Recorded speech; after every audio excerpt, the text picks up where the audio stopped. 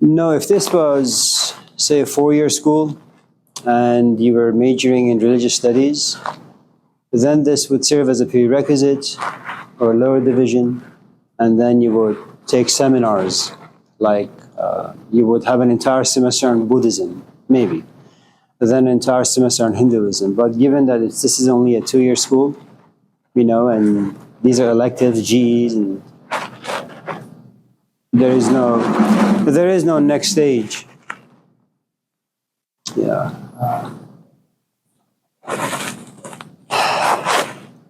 You may want to try San Francisco State. I don't know what kind of programs they have. You should consider two things: the person who's teaching it and the school.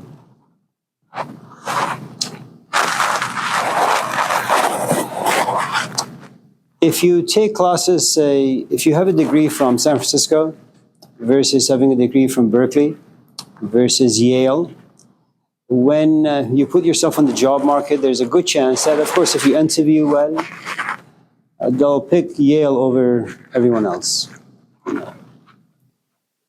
Instructors, I think, are there to inspire you, give you a good amount of understanding about certain things that you're interested in. And then hopefully, if you happen to be with the right teachers, academically speaking, then hopefully they'll push you towards schools that have big names.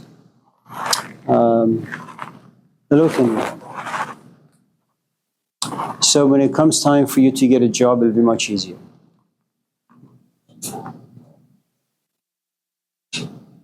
Yeah.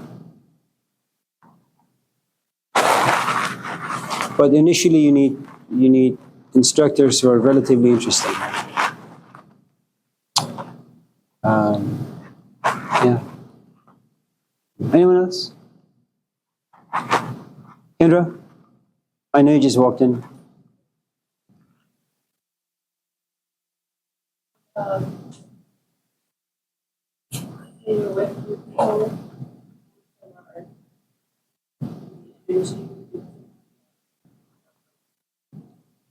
The last part?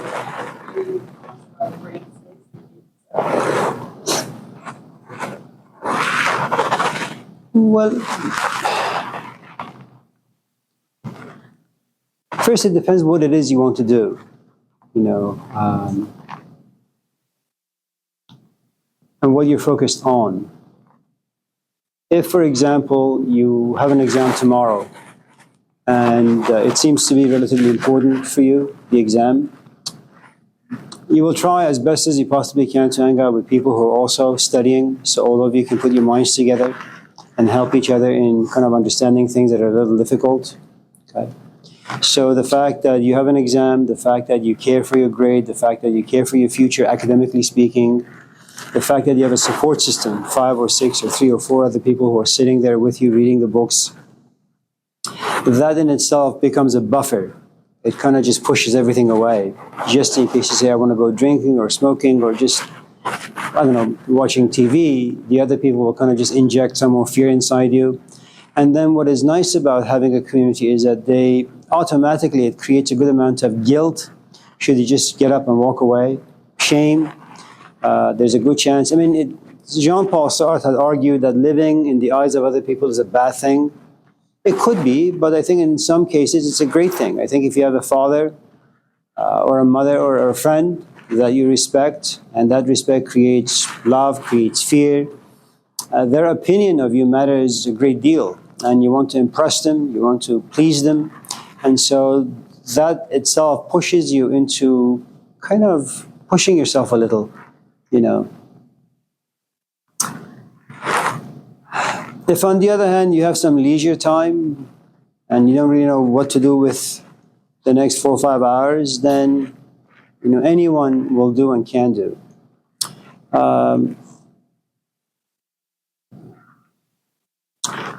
Then there is this other part of it, which I think just happens organically as you get older. You just don't like clutter. At least I hope. As people get older, they don't like too many sofas and tables and chairs. They like to clean their fridges like every 10 minutes, I think as you get older, you do the same thing with people. You only like specific kinds of gossip, specific kinds of conversation. And when you get really, really old, then everybody is good because you just want company. But not a company that gives you a lot of headache. But for the most part, really, it is determined by your own desires and passions. The more focused, the more intense you are, the less casual people can tolerate you or you tolerating them.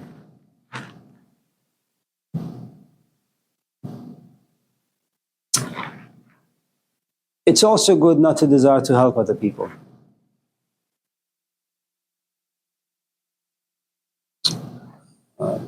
First, because I think it takes a long time for someone to be open to receive help. I'm not talking about inspiration. Hello. I'm not talking about like once in a while, I don't know, comforting them in some shape or form, giving them some food or a cup of coffee or finding them a place to stay for a night or two. But long-term help, no. It takes a long time. Because when someone comes to you saying, I need help, you have about some years of history. And those years of history creates habits, addictions, certain ways of thinking about things, doing things. So you're not just dealing with that particular moment. You have to kind of fix 10, 15 years of habits and ways of thinking. And it's really, really, really tough. And it'll wear you out after a while. I don't think it's worth it. But that's because of where I am in life, my age, all that.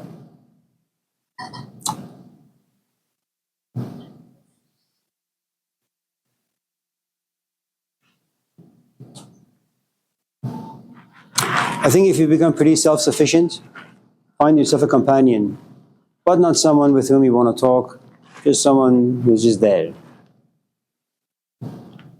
Like a plant you have in the house. When my grandfather passed, I called home and my grandma said, I just want something alive in the house. And we're not a pet culture. She said, plants, So I was here, she was there, so I'm not quite sure what exactly happened, but yeah. When you spend a good amount of time by yourself, you become, to some extent, very self-sufficient. You become reflective, you become creative, you write. And so your dependency on other people lessens to a great degree. And so there comes a point where you say, well, I want someone in my life, not so much to talk to, just maybe to sit and watch a movie with. And I don't want this person to interrupt, the movie by like yapping on and on and on. And when, we're done, I like him to leave. And that's the best relationship you could ever have. The difficulty with that is, you get older, you need Kaiser, you need someone to take you there, clean you.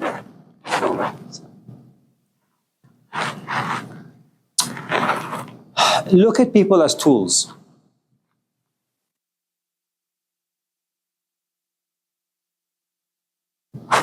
Best way. If, for example, I see that she writes really, really well, I'm going to look at it as a tool. That if I sharpen, it's like a saw. You sharpen the saw and it cuts better. You keep talking to her, hanging out with her, telling her the ins and outs of writing, thinking, acting, and then her writing will just get better. I give her something, she gives me something. It's a very collaborative relationship, and there is a utility in it. I am there to kind of make her proficient in writing, and she's interested in writing. That's a good tool to have. I don't want just friends. I have nothing to talk about to anyone.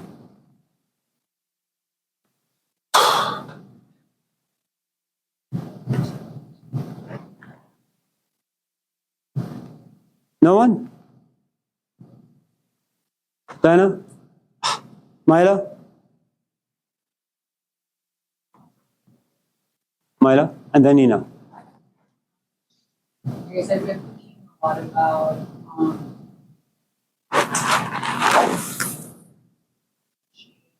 and self-esteem.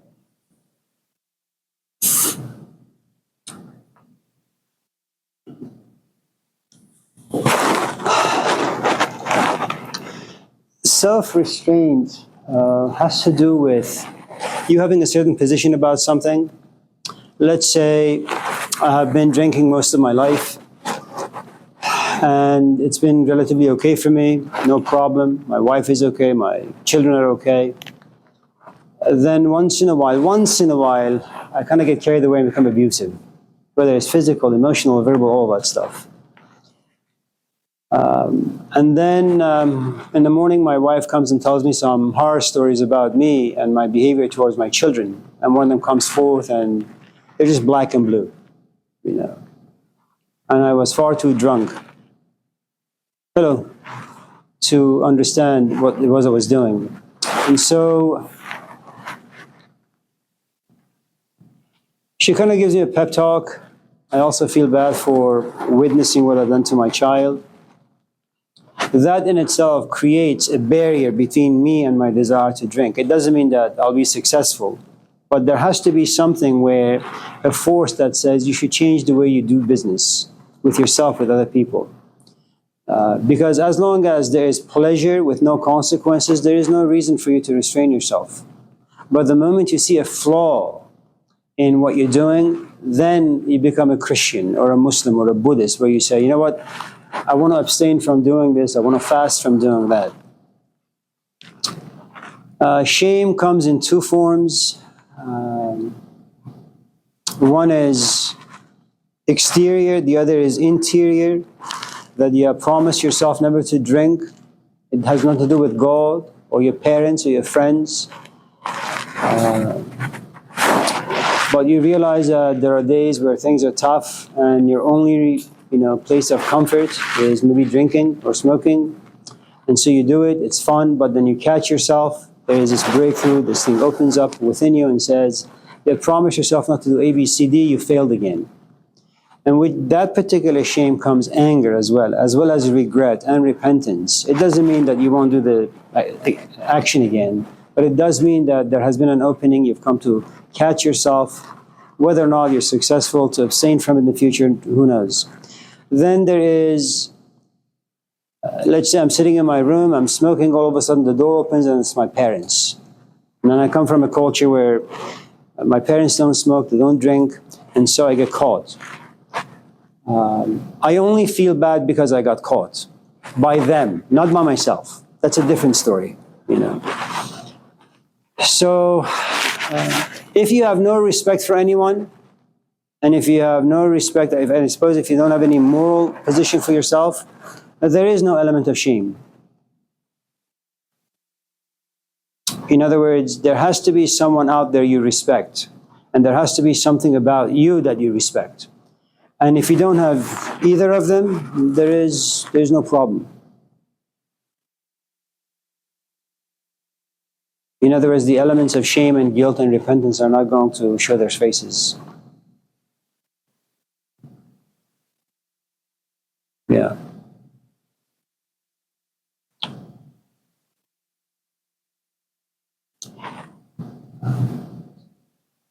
But I think overcoming any addiction is like, the 12-step program. It's no different than what Jesus went through, what Muhammad went through. To overcome any addiction, it really, to some extent, is like a spiritual quest.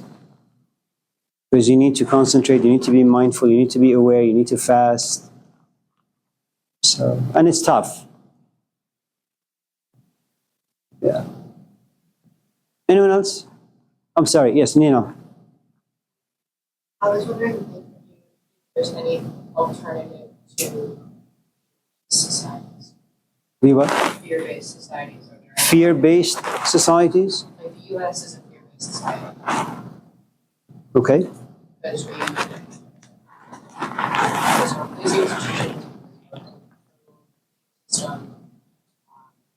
surveillance, things like that. Well, I think whenever you have a group of people, whenever you have a group of people, you need a system in place. And that system needs to have some force in it that creates fear inside people.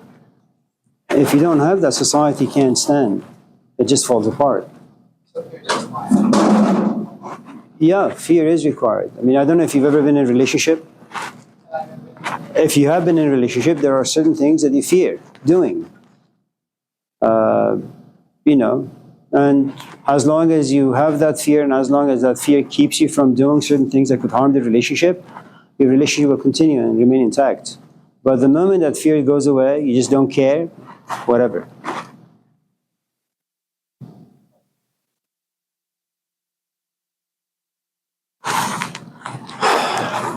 Fear is good. You need fear. Don't be a hippie. It didn't work out best in the 60s, it's not going to work out good today either. Fear is really, really good. It's amazing. You get anything else to it? Like really good. At the same level of importance as Fear. fears. Fear. At the very top.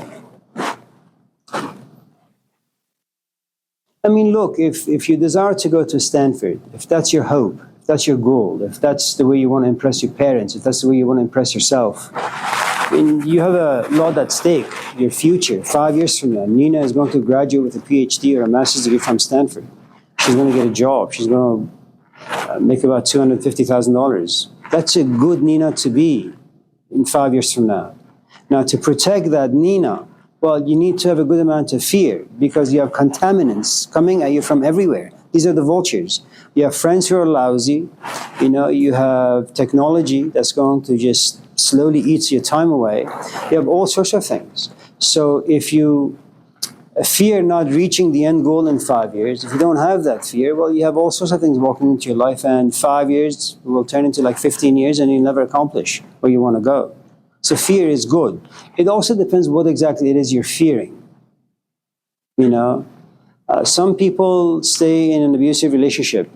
It doesn't mean that you have to be another human being. If, relationship with, say, alcohol, with porn, with technology, whatever the case may be, you know. It's a sort of addiction that just harms you, harms your psyche, harms your emotions, harms the way you are made to be a social animal, you know.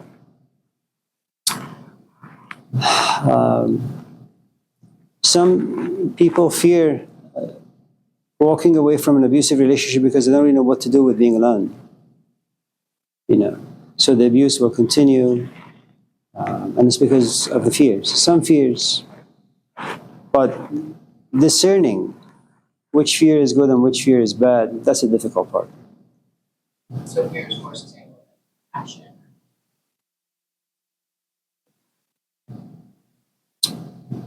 Well, I'm not sure how passion comes about. Fear is very organic. And it's something that I think that evolution has just injected inside us. I don't know why people fear snakes. I don't know, some people don't, but most people do. And I think the only reason why human beings have survived for all these millions of years is because something about you says people are dangerous, society is dangerous, animal is dangerous, the weather is dangerous. We do all sorts of things because of evolution. You know, some fears are learned. You know, you love your father, you love your boyfriend or girlfriend, and they do something that they didn't expect. All of a sudden, that love turns into fear. That is something you learn. But there are a number of fears that are just very organic, and they're good to have. There was this guy, Krishnamurti. Anyways, anyone else? No one?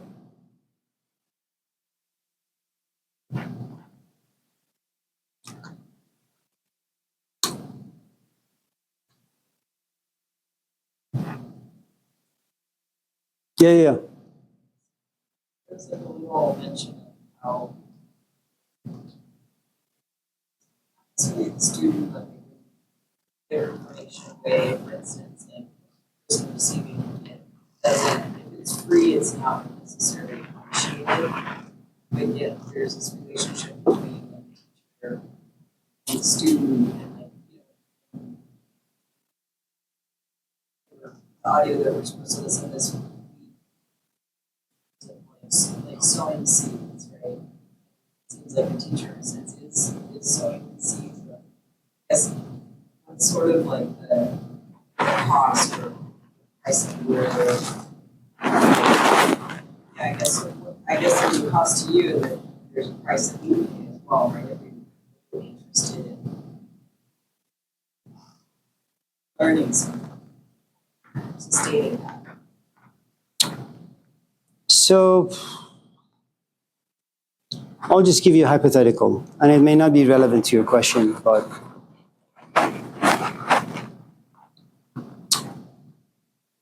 let's say I'm sitting in my office and the door is shut, and all of a sudden there's a knock. And I've seen you wearing those shoes in the past, so I'm not just going to open the door because I don't like people very much. So I'm going to get on my fours, I'm going to look at the shoes.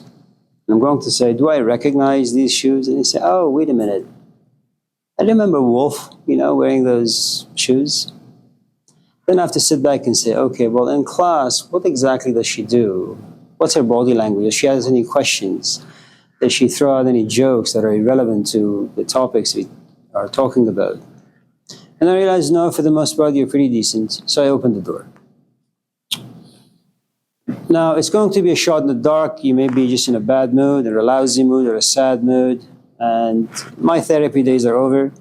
I don't want to sit there and listen to you talking about this and that. But I have no idea what's going to happen when I open the door and you sit in the chair. And should I come to realize that you're just kind of talking about nonsense, I'm going to say, I'm really, really sorry. I have a meeting in about 2 minutes. I really don't, but I just have to just force you out.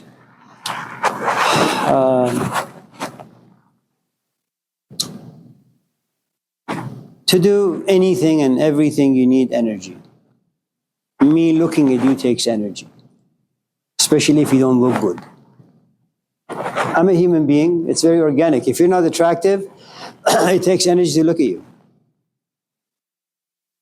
If you don't sound good, the tone of your voice, it takes energy to tolerate it. I don't want to tolerate. I actually want to enjoy your presence. And then it also depends on how many times you've come to the office, how many times you've asked the same question, how many times I've answered the question, and you come back for the 50th thousand times, and it's the same question. And I know that you have ears, and I know your ears hear, but you don't really know how to listen to the things that you hear. And because you don't have the capacity to listen, you can make the right effort when you leave the office. And it's something we'll talk about tonight in Buddhism, because you have to make effort, you have to be mindful, you have to be aware, and in the absence of those things, you have to have a sangha, a support system. And the absence of those things, it doesn't matter how many books you read, it doesn't matter how many teachers you see, how many teachers you talk to, just not going to go anywhere.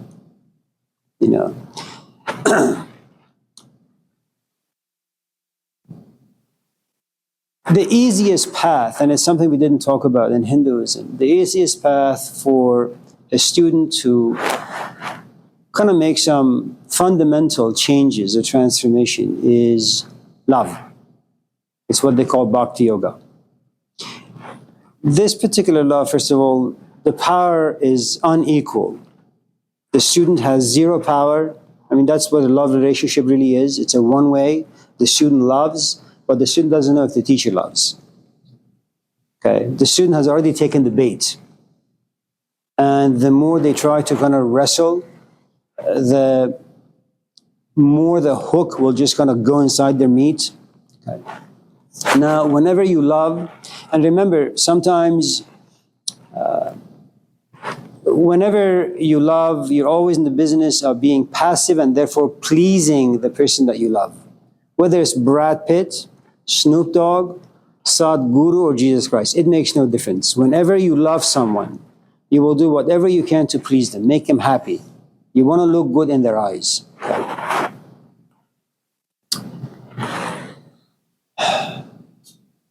When that happens, abusing you will be easier, tolerating you will be easier, teaching you will be easier. And because you have a good amount of fear and respect and love, you will listen more, you will hear more, and you will try to put what you've heard into action. It doesn't mean you'll be successful, but at least you will try. Now, the other thing about love is it's like a concentrated form, that you think about this person 24/7. Now, loving Brad Pitt is going to be very different than loving Jesus Christ or Socrates. Brad Pitt just is an actor. Socrates is someone who embodies ideas. So not only are you falling in love with the physical body of Socrates, but you're also falling in love with the ideas and the emotions that live in Socrates.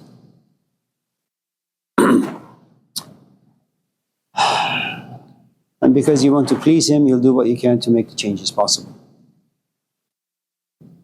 I'm not quite sure what you asked, but something like that.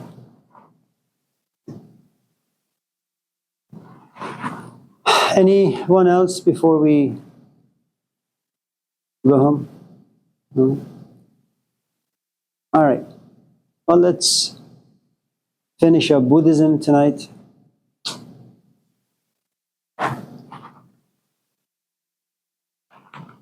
You guys remember where we left off? Anyone? Somewhere out there, huh? Okay.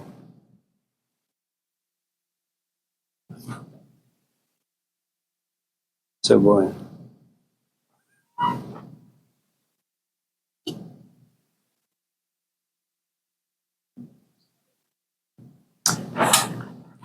Kyla. Yes. What do you think of the concept of because I feel like you talk a lot about like speed and You know, Kyla, as you get older, you lose abilities. oh, I'm sorry. Yeah. My question was like, what do you think of the concept of love? I feel like you talk about fear and all that realities of life, but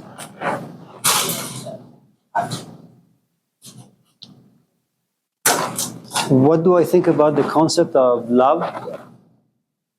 What do you mean? like I just thought you talk about how fear is like I guess like more realities like things like that, and like I guess I mean what we see as like negative realities of life, but I wanted to like how Well, let me just say a couple things about the negatives. But before we do the negatives, let me tell you a story first. It comes from Aristophanes. He was one of those Greeks who betrayed himself, his own people, Socrates. He has a story, and it's really a nice story.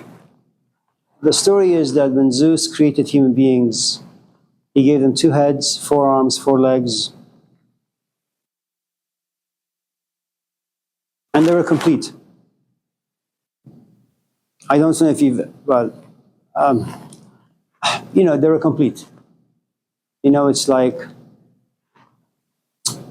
you find someone attractive, you hang out with them, and after 2, 3, 4, 5 weeks, and given that this is a speed culture, after like 2 weeks or 2 days, 2 hours, you're in love with them.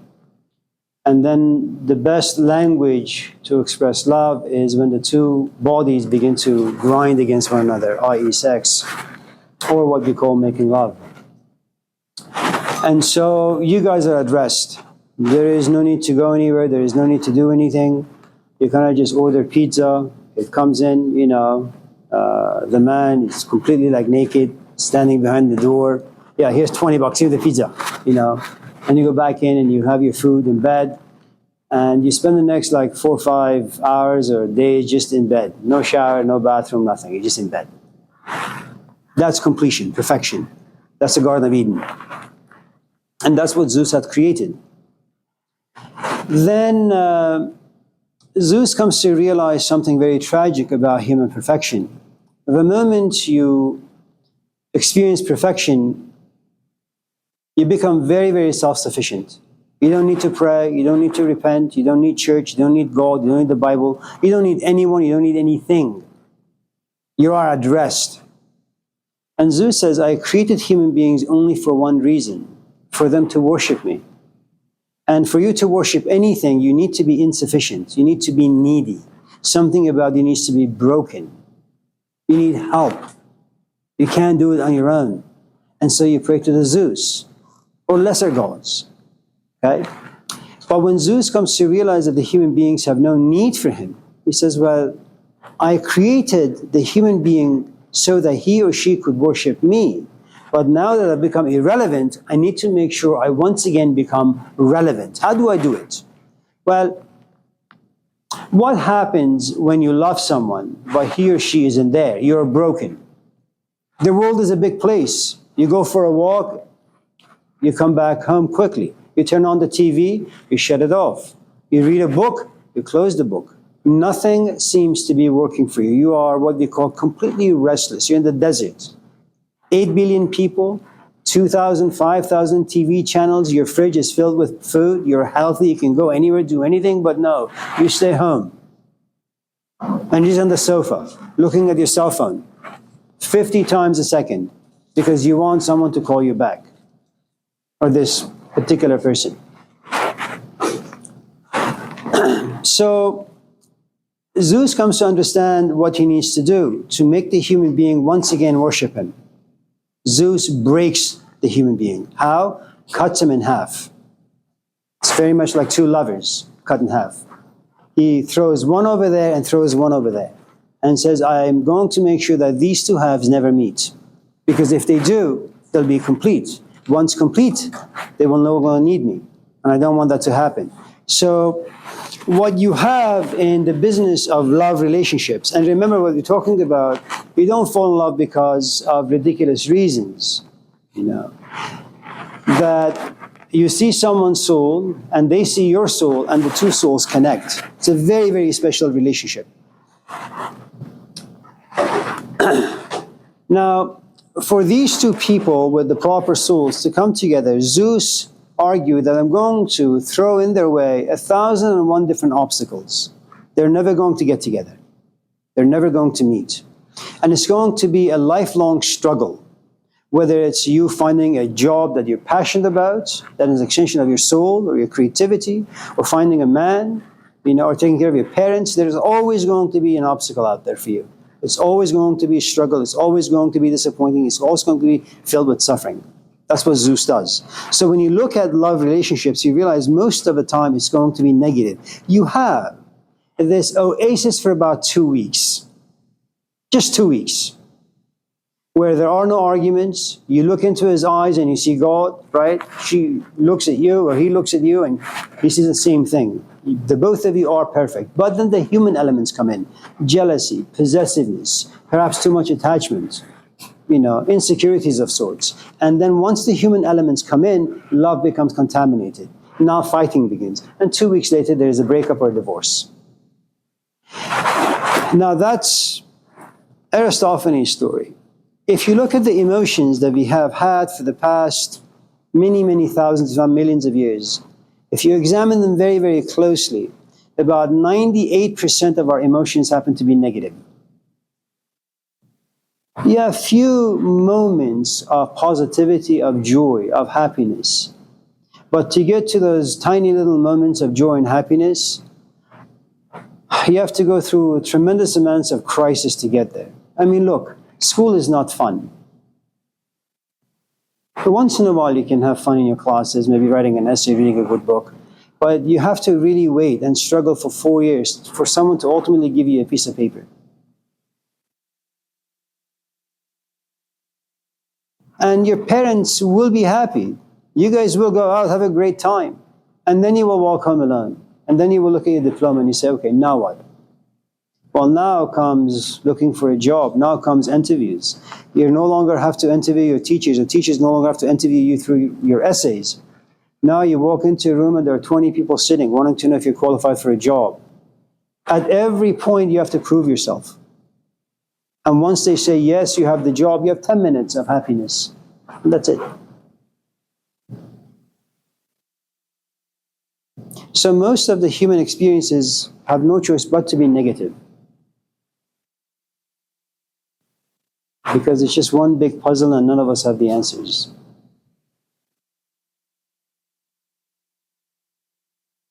Sorry for that. Good luck. Anyone else?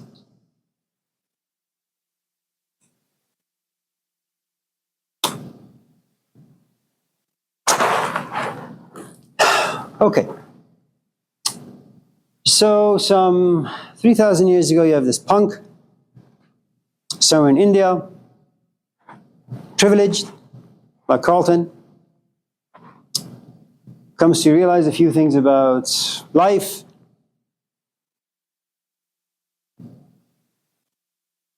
and doesn't know what to do with them.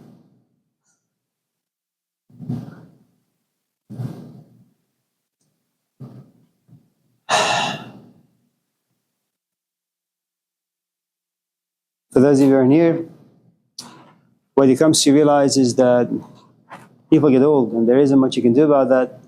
People get sick, there isn't much you can do about that. And people die. And there isn't much you can do about that. My father has two sisters. They're both sick, and they're both in their 80s. So whenever I'm there in Roseville, the phone rings. I said, Dad, pick up the phone. He says, no. Pick up the phone, Dad. You know, it may be your sisters. He says, no, it's probably one of their kids telling me that my sister has died. So I don't want to pick up the phone because I don't want to hear any bad news. And so there comes, I suppose, a point in Buddha's life where he doesn't leave his house. He doesn't want to see anyone old. He doesn't want to see anyone sick, and he doesn't want to see anyone dead. It makes him think too much. It makes him feel too much. And he doesn't know what to do with the thoughts or the feelings. And so, kind of like you have a thorn in your soul, like having a toothache, and you want to pull this tooth out. The Buddha says there has to be a way out. Someone needs to have an answer out there, so I can kind of grab this thorn out of my soul so I can rest in peace. So he goes to the forest. It's what they call the Great Renunciation. Now, who does he find in the forest? He finds monks. He finds religious people. He finds people like Joel Osteen, Sadhguru, Jordan Peterson, Eckhart Tolle. He finds all these people. And what do religious people or people who seem to be wise, what do they all have in common? They all tell us they have the answer to the problem of life.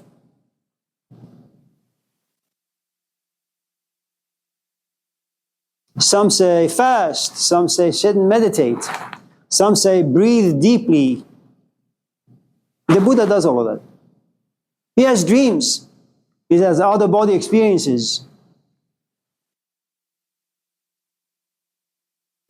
But he's not satisfied. He doesn't care for fasting. He doesn't care for dreams. He doesn't care for out-of-body experiences. He wants to understand. Imagine you have a relatively dysfunctional relationship. He takes you out to a fancy restaurant, let's just say In-N-Out. And he gets you what you love, double, with golden fries and a Coke, large. And you guys have a beautiful conversation. And then when it's done, you get in the car, and the arguments start. And you go home, turns into a fight. You sleep on the sofa, and you have the bed. The Buddha argues life is problematic. Life is a disease. Life is a virus. Just because someone gives you an aspirin, it doesn't mean that your migraine will be away for the rest of your life. It doesn't work that way. I'm here to understand. I'm here to find a way out. I don't want to be pacified by an experience. He comes to understand the uselessness of religion, perhaps, the uselessness of philosophy. And if you recall, we talked about this thing called the breakthrough. Suddenly you just understand, and you pack up your stuff and you leave the relationship. Something you've struggled with for the past 20 years all of a sudden becomes so easy. At that particular moment for Siddhartha, he understands. Now, before I tell you what happens when he becomes the Buddha and what his philosophy of life is, let me just quickly tell you how the breakthrough for him took place. For those of you who want to gain any understanding or have understanding or experience understanding or know what you have to go through to have understanding, have good parents, love them, and make sure they love you.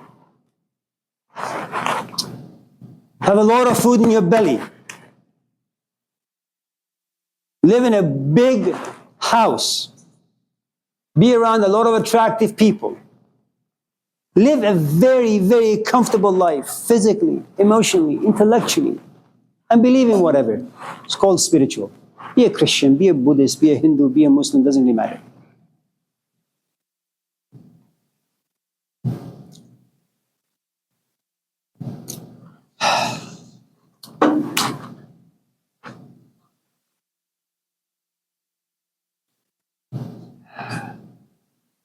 And then life happens. And life pushes you and challenges you to ask very, very difficult questions that your privilege can't answer. You're pushed, thrown into a very, very uncomfortable territory. Then you have to wrestle with all the questions that come upon you, with no answers. Then you realize how alone you really are in this world of 8 billion people. That no one can understand you. You can't understand anyone. Then you will feel aloneness leads into loneliness. Then you'll get depressed. Out of depression, you'll become religious. You become a fanatic. You'll fast. You'll pray. You'll sit on nails. You will disregard your flesh. Only to realize that yes, once in a while you have great dreams. Once in a while you have great out-of-body experiences. But you will drop back into your body. And you will realize how pathetic and even disgusting life really is for you. That despite all the visions given to you by the gods, if there are any up there, you still feel pretty disgusted by yourself, by life, and other people. Once you have dismissed all of this, then if you're lucky, and I don't know who's lucky and who's not, something opens up and you will slowly begin to understand. That becomes your Garden of Eden.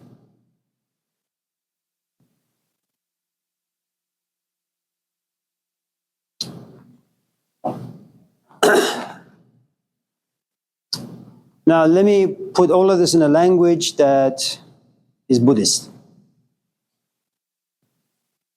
The first stage of life is called sensory perception. We have 5 senses. The world comes inside us. The world creates emotions. They create thoughts. They create desires. They create pursuits. More importantly, they create a self. A self that wants a degree, a self that wants a boyfriend, a self that wants a car, all these different things. That's what the world does. You're always living on the outside. Sensory perception. You have a body, and you allow the senses of your body to guide your life. There comes a point where the senses become exhausting. You want to be a bit more self-sufficient.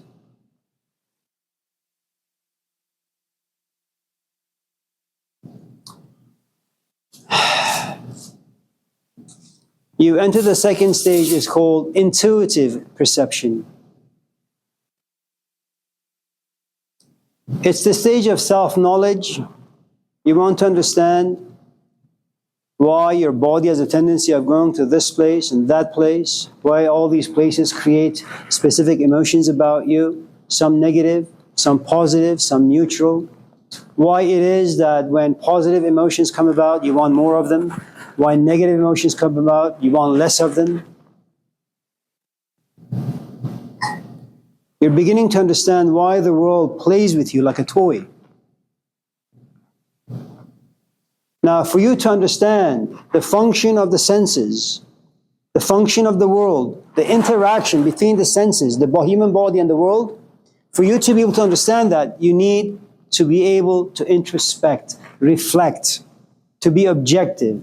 You walk away from things. You sit somewhere in the dark and you begin to kind of just examine your ideas and emotions. It's something you do on your own in private. Is it true that sometimes you can take your questions, intuitive questions to your teacher? Yes. But you don't really understand your questions and you can't really understand what your teacher is telling you. All you know is that you have all these pent-up emotions. They have nothing to do with the world but your own frustrations. You want to understand what you can't. Okay. Now, by the time you get to this place called intuitive perception,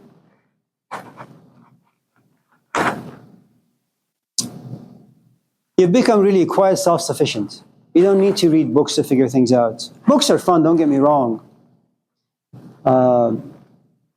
Because books can give you information. Information can kind of enhance and refine the way you think and express your thoughts, but they're not going to add much to you. If, for example, you know what racism is, but you don't have the proper language, you've experienced it, you've felt it, you see it, but every time you want to express, you just fumble. What you do, you read a lot of books. And you read not because you don't know what racism is. You read because you want to know how to express it more eloquently. Okay? So your problem is not the experience, your problem is the lack of vocabulary or language. Now, intuitive perception or self-reflection or self-knowledge brings you to a place what they call bliss, contentment, happiness, joy. Now, it doesn't mean it's fun. It just means you can tolerate yourself. You can tolerate being alone. You can tolerate not having any friends. You can tolerate not having fancy foods and fancy cars and fancy houses. You're at peace with yourself.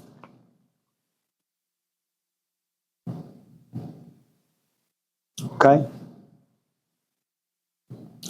There is this, I think it's in the Gospel of Luke. Jesus is cuffed by Pilate because he acts like a hippie. And the Jews had taken Jesus to Pilate to kind of crucify him, but the Pilate says, no, he just needs some whipping. He doesn't need to be killed. So they take him to the courtyard. The soldiers whip him a little bit. They give him this hat made of thorns. He's all bloody. He walks into the Pilate's presence. And he begins to ask him some questions. Pilate does. At some point, coming to realize that Jesus is not saying a single word, Pilate looks at him and says, don't you know I have the power to crucify you? And Jesus looks at him and says, if that power wasn't given to you from God, you would have no power over me. Imagine, you've been whipped, your body is messed up, you've been humiliated, God isn't coming down to take care of you, you're all on your own, and yet you're okay. There's a guy who says, I will kill you, and his reply is, whatever. That's being at peace. Okay. Now, the thing about being at peace is it forces you to enter the fourth and final stage of your own evolution, which is end of opposites. Good, bad, right, wrong, left, right, they no longer exist. You accept life just the way it is. You accept yourself just the way you are.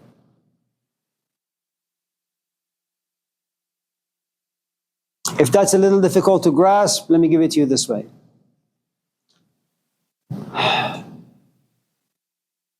Imagine I'm a social drinker. I only drink maybe 36 packs every other day. Then my wife catches me, harasses me, threatens me. Now I'm filled with shame and guilt and remorse. I go to rehab, but I tell no one because I may lose my job, I may lose my friends, my reputation, my parents.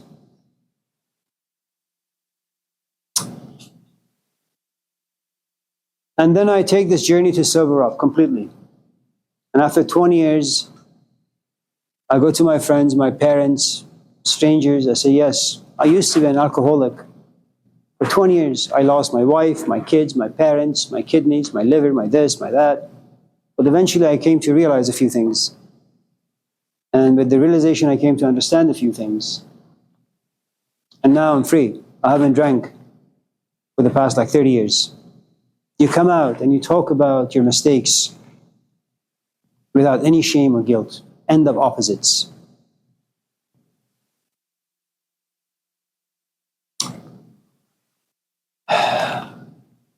So what you have then is a man who has transformed from being a Siddhartha to a Buddha. Someone who has desires of the flesh to someone who has desires of, I suppose, the soul. Or maybe in his case, he has no desires at all. I don't believe it, but nevertheless.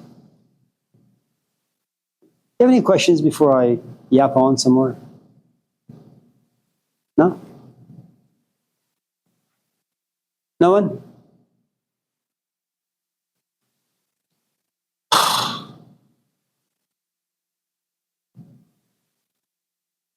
All right. Now that he is the Buddha, he has 3 or 4 or 5 or 6 strange powers. Let me tell them to you. And the truth is, whoever goes on this journey, who's able to complete parts of the journey, whether they want to or not, they're going to be given some gifts. That's just given. Okay? It can be as simple as charisma and magnetism, or as complicated as healing the sick and bringing to life the dead. So, it's what we call magical powers. Jesus was not the only one who was able to heal the sick and bring back to life the dead. The Buddha did it. Zoroaster did it. The next is knowing other minds. So remember, number 1, just in case you encounter anyone with these qualities, see if you can be their student.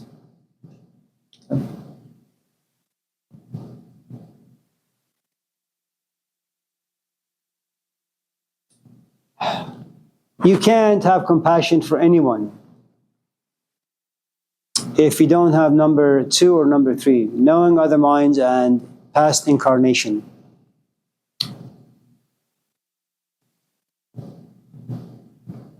So let me first talk about past incarnation. I'm sure many of you in this class have heard of generational traumas. Yes?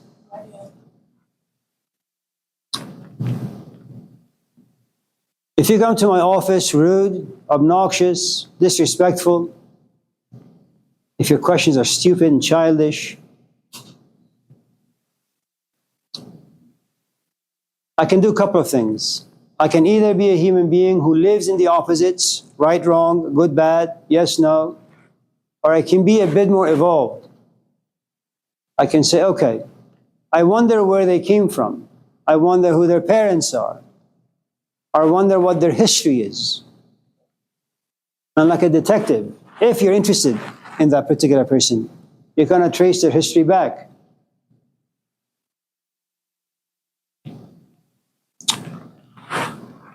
Your parents give you one life, society gives you another life, grandparents give you a third life. And so the point I'm trying to make is, instead of looking at this in a very metaphysical, abstract concept, look at it in this way. Every personality has a life of its own, and it does its own thing. There was a show on a documentary some years ago. It was called Color of Fear, I think. 2 white guys, 2 black guys, 2 Hispanics, and 1 Asian. And I forget the name of one of the black guys in the show who said, when I go to work every morning, I wear my suit, my tie, and I do what other people ask me to do. Then it's 5 o'clock, man. From 4 to 5, I keep looking at the clock. I wanted to get to 5 very, very fast because I want to get in my car, take off my tie, take off my shirt, take off my suit, not in that order, and then feel what it means to be black again. Okay? So, lives. Your mom gives you one personality, one life, your dad another. Your grandparents another, your uncles another. Society another, your own culture another. And as you grow in society, as you gain more experiences, every experience, especially the ones that are very intense and meaningful or traumas, they create their own life. Okay? So without knowing the past, it's very difficult for you to get to know anyone. You need to know their past. Once you know their past relatively well, then you can know. And you don't need 1-900 psychic. You can know exactly how they're going to think about things.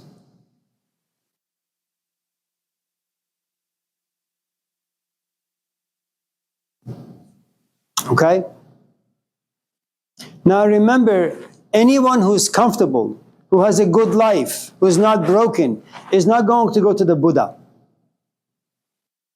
You're not going to go to Kaiser. You're not going to see a doctor if you feel fine.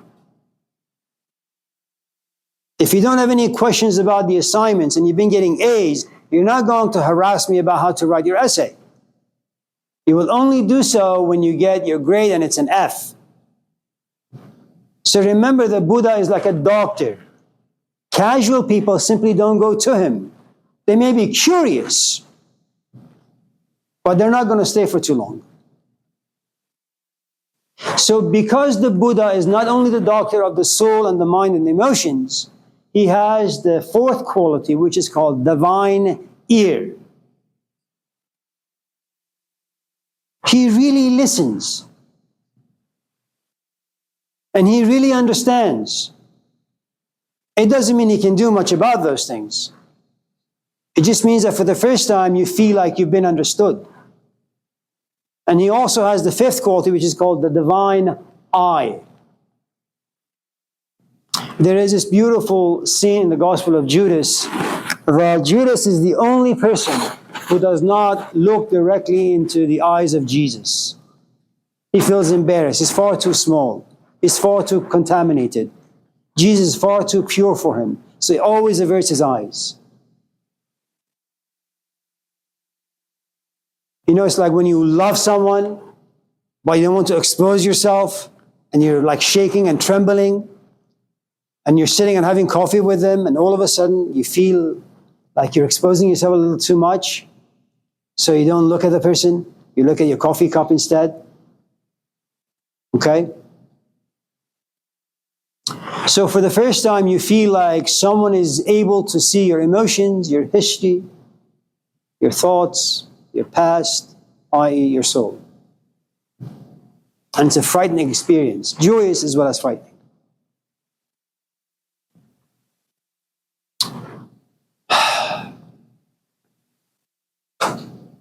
Any questions now? I'm feeling someone looking at you.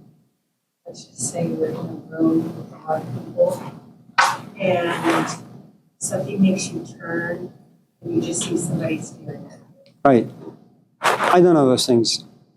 They've done a lot of experiments in Russia, in Canada, about people who kind of feel those things and experience those things. Yeah.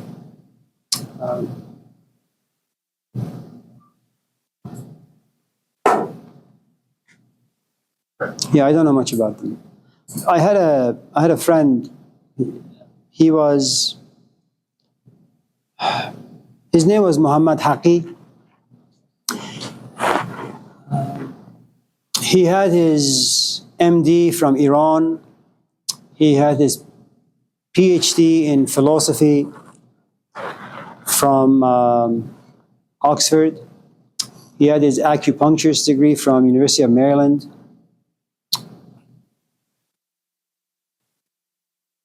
He got run over in Los Angeles a few years ago.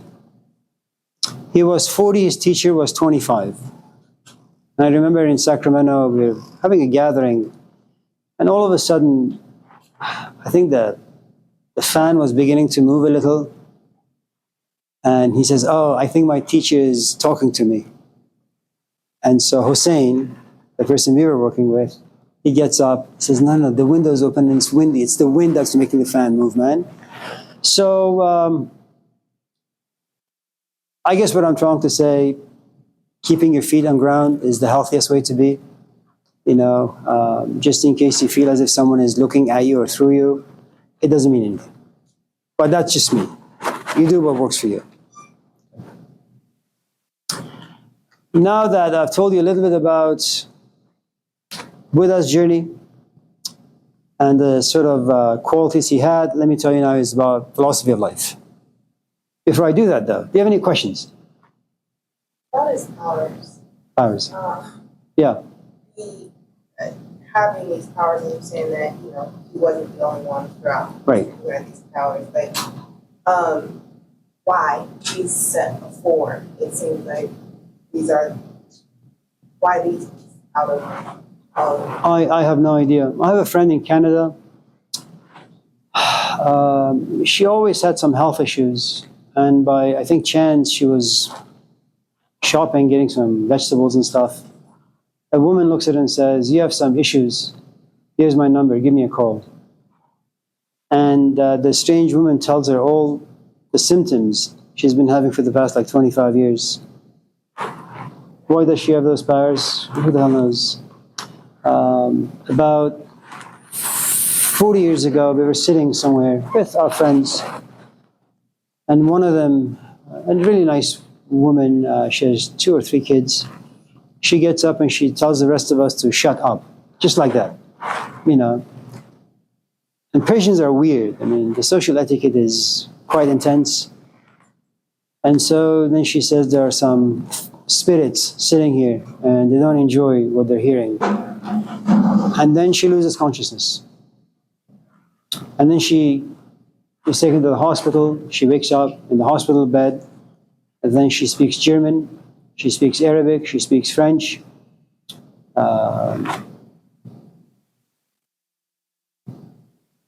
She has some experiences, and why it happens, who knows? I don't know. There is a book that you may be interested in. It's called Kundalini. It's by a guy named Gopi Krishna. What was it? Kundalini, Kundalini.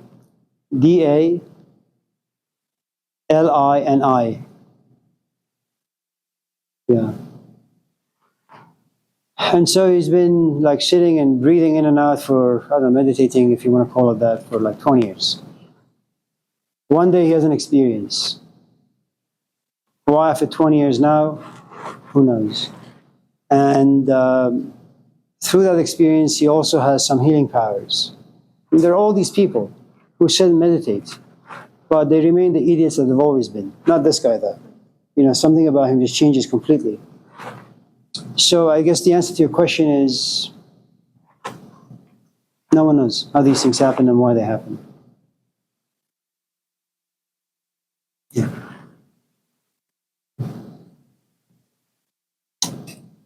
Anyone else?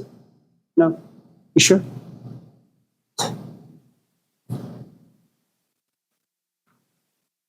Kendra? No one? No? Okay.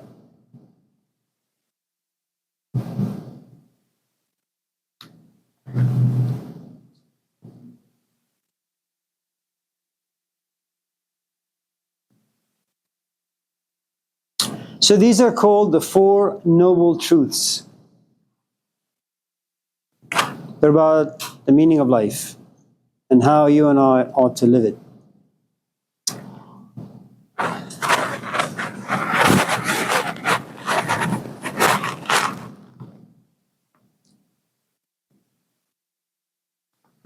These Four Noble Truths were meant for his cult and his cult alone. Those who were his students. It wasn't for the masses, it wasn't for us. You couldn't come to class and talk about it because, as he said, they are dangerous and they can paralyze you living your life. They were called the four golden truths because they were only supposed to be for people with golden souls. Not iron, not bronze, not silver, but gold. In other words, those who are beyond the physical passions, beyond power, physical power, education, money, house and cars, and relationships. Okay? If you take these four noble truths down to your life, it's not going to work. You will make a complete mess of your life. Okay? So remember, the Four Noble Truths, for those of you especially who want to teach in the classroom, they're good for the classroom, but not outside of the classroom. Don't try to embody them. Don't try to apply them to your life. They won't work. Okay.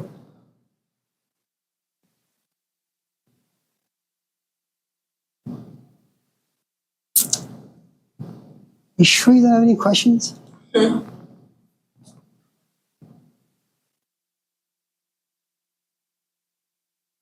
No? Okay. Truth number one. You writing this down? Good job. Life sucks. It's Sanskrit. Life is suffering.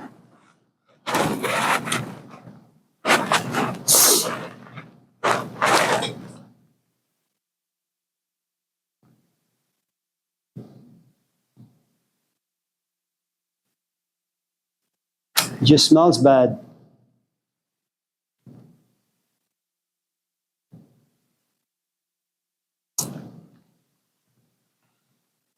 Why is it that life is filled with so much struggle?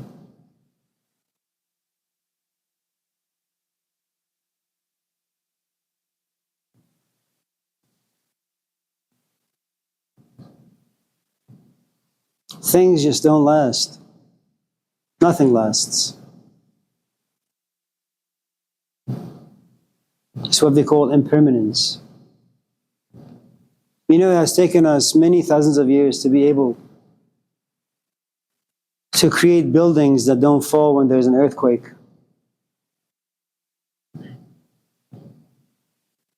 We do what we can to keep ourselves from aging and wrinkling. We do what we can to keep ourselves alive as long as possible. We just don't want to die. We want our relationships to be happy forever. We want inspiration never to go away, never to die.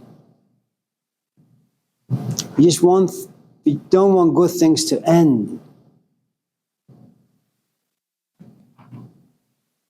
That's not the way life works.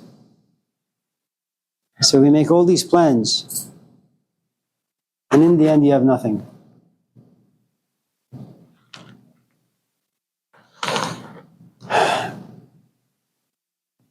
Now that doesn't mean that life is bad. It just means that when you enter into any relationship, know that the tomb, its end, its death is very, very, very close. Buy the Tesla, there is nothing wrong with it. Just the happiness and the joy that comes with you driving it home, it'll end after a couple of hours.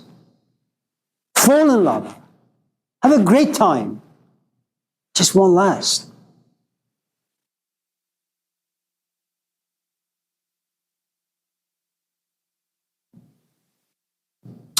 Impermanence. Things change all the time. And there is no stability to anything. And for those of you who have studied human nature, human cultures for the past 5,000 years, we've been trying our best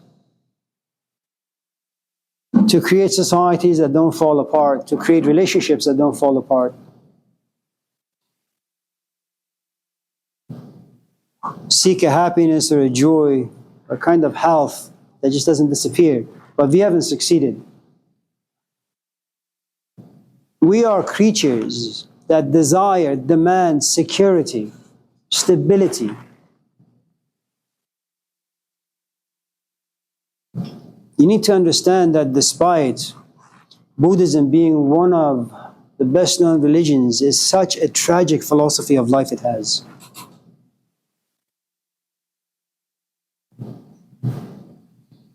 Many of us in this class have experienced it. You're alone. It sucks. You make all these struggles to find a companion, and you do. And then you want to be alone again.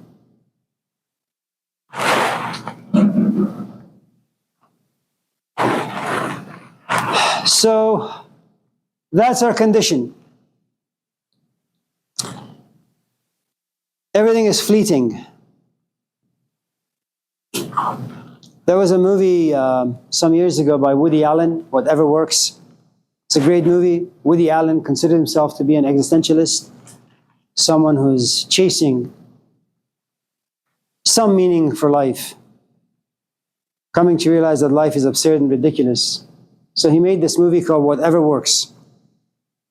And I guess it's about the fact that if life has given you a gift of joy for a minute, take advantage of it. Because the next minute will be filled with misery. If life has given you 5 minutes of comfort, if you've been blessed by turning on the TV and watching a chess game that you enjoy, or a movie by Al Pacino you enjoy, or Inside and Out, it can distract you from the troubles of the world. Give the gods a good prayer. Because once the movie ends, you're back in hell, impermanence. Whatever works. Now, besides impermanence, there is this second branch to the reason as to why life is so difficult and miserable.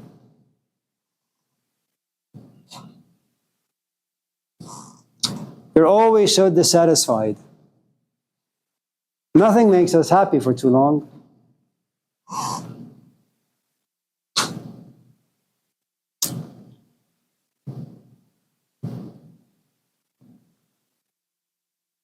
You're single, you get a companion. That's not enough. Marriage, that's not enough. Children, that's not enough. You want them out, that's not enough. You want to be alone, that's not enough. Always dissatisfying.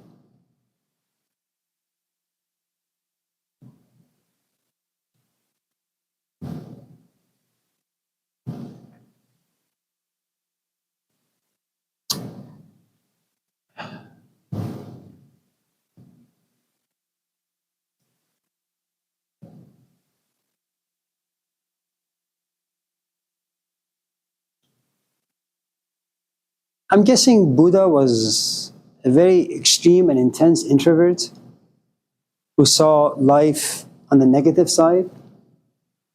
You know? Yeah. He was the Indian Jesus, you know. Do not store your treasures down here. It's the same principle, really. So, dissatisfaction.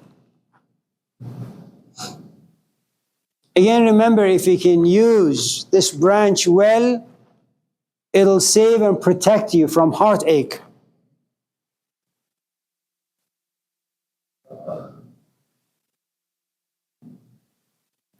Go into things intensely. Suck the marrow out of the things that bring you pleasure. Just know they will not last.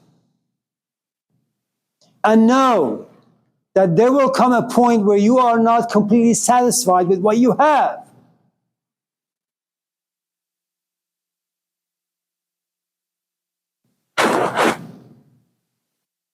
It's self-knowledge. It's good to know these things about yourself.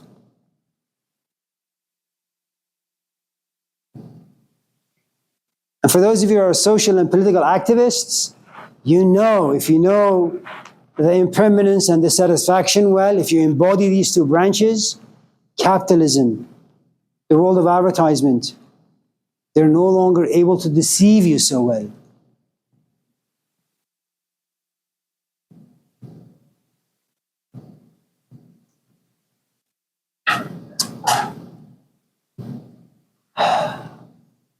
Next, this is the third branch. You're still on the first noble truth. So remember, life is bad. Why? Nothing ever stays the same. And even if they did, we'd be unhappy, dissatisfied. Tolstoy, the Russian novelist, has this wonderful story. He died, and he saw himself in Reno, gambling. Every table he sat, he won millions. He never lost. Beautiful paradise. After a while, it dawned on him that this is in fact paradise. It doesn't matter what table he sits. It doesn't matter what game he plays. He's always going to win. And then he realized, if I'm going to win every time I play any game, well, what's the fun of that? Then he got bored. Then he asked God to send him to hell. Okay? Branch number 3, which is the most horrifying branch of the 3.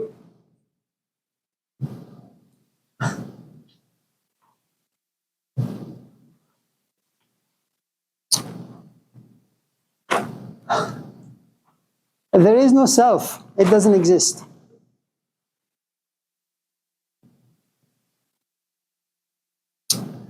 Now, there is a positive and a negative.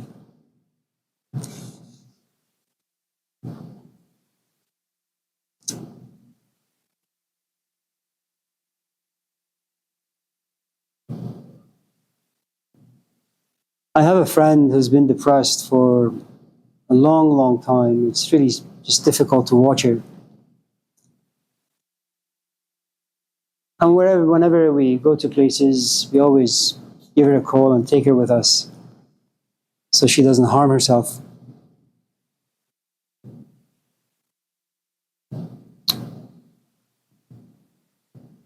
She has all these experiences that she stored inside herself, and she thinks about them all the time, and she feels about them all the time, and she tries to find a way out, but she can't. She's always living inside her head. And whenever she talks, it's always about her emotions, her thoughts, her past.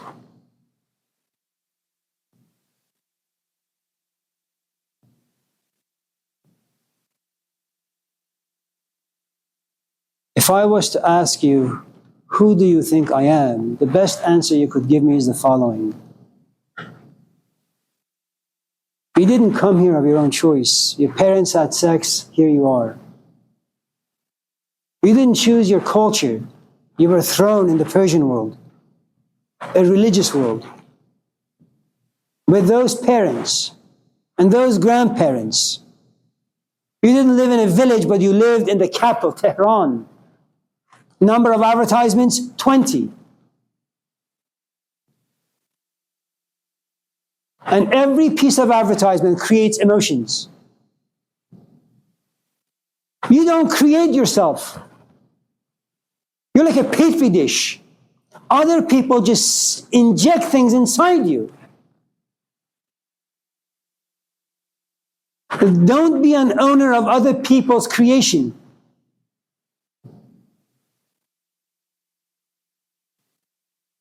Then I come to India. Then I go to India for a number of years.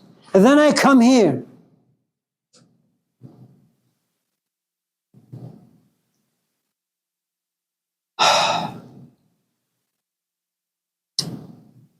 You look at me. I have a certain idea as to how people should look at me. If you don't look at me the right way, I get angry.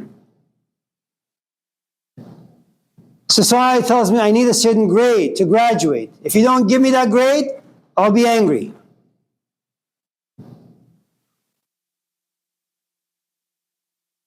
And the reason why we suffer so much, all all the stories sold to us by our parents, grandparents, aunts, uncles, friends, TV, TikTok, cell phones. I don't know what else is out there.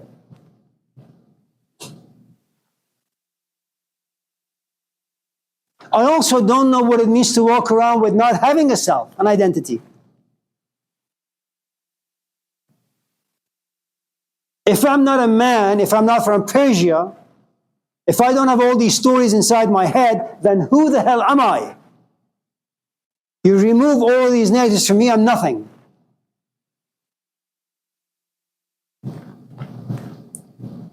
Now remember what I said at the very beginning. These four noble truths are only meant for a specific group of people who are able to live with these ideas, embody these ideas. The truth is, if you want your relationship to work, you need a self. You need to have certain moral positions. You don't want your husband to smoke, period. You need to love your kids. And you need to be angry. That protects your life. The Buddha is wrong.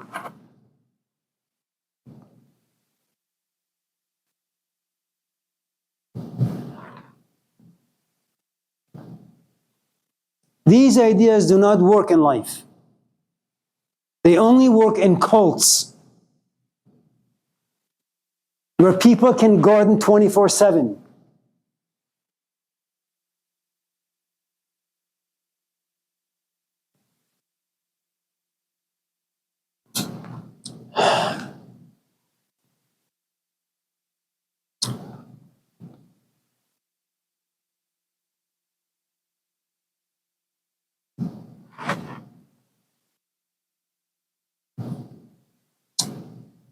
If you want a very short version of this, you can find the Gospels. Don't judge.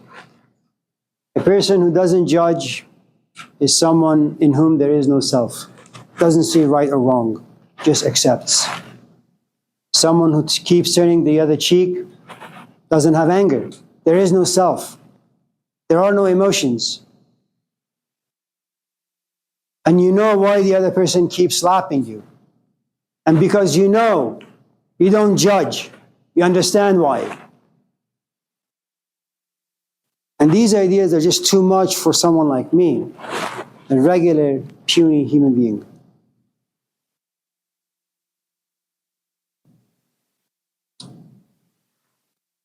Knowing these three branches are really, really good and helpful.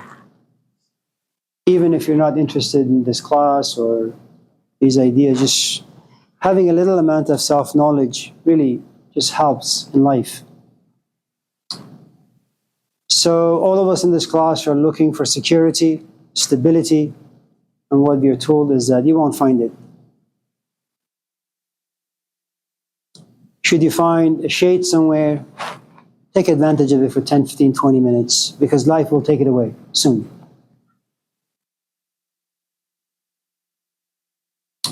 If you find yourself happy and satisfied with something, that's a blessing, because soon you will be dissatisfied. I have to go pick up my sister from the airport in a couple of hours. And the first thing she said is, Amir, can you get us a Zachary's pizza? Sure. And I know how she is. She's going to salivate the moment she sees the box. And after half of at one slice, she wants to puke.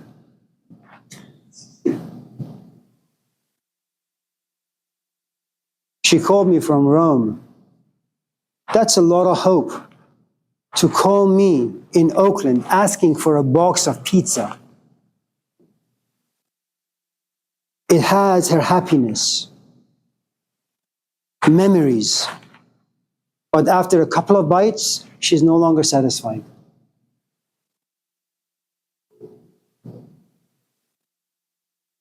So just in case you walk into something and you find the rug being pulled from under your feet, that's the way life works.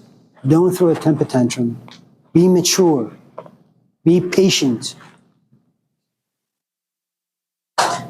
Just in case you find yourself completely dissatisfied, it's okay. That too will pass. That's how life works. And then you and I find ourselves in these yo-yo moments. There are moments there is no self and you are forgiving everyone. You have compassion for everything. And then there are moments where you're angry as hell and you won't forgive. And you're ready to fight. This is the world in which you and I live.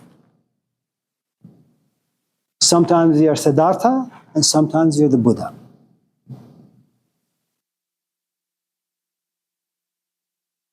So for those of you who are looking for life to be happy, it's an American fantasy. Most of the people on this planet know life to be only of one quality, suffering. So that's the first noble truth. Any questions?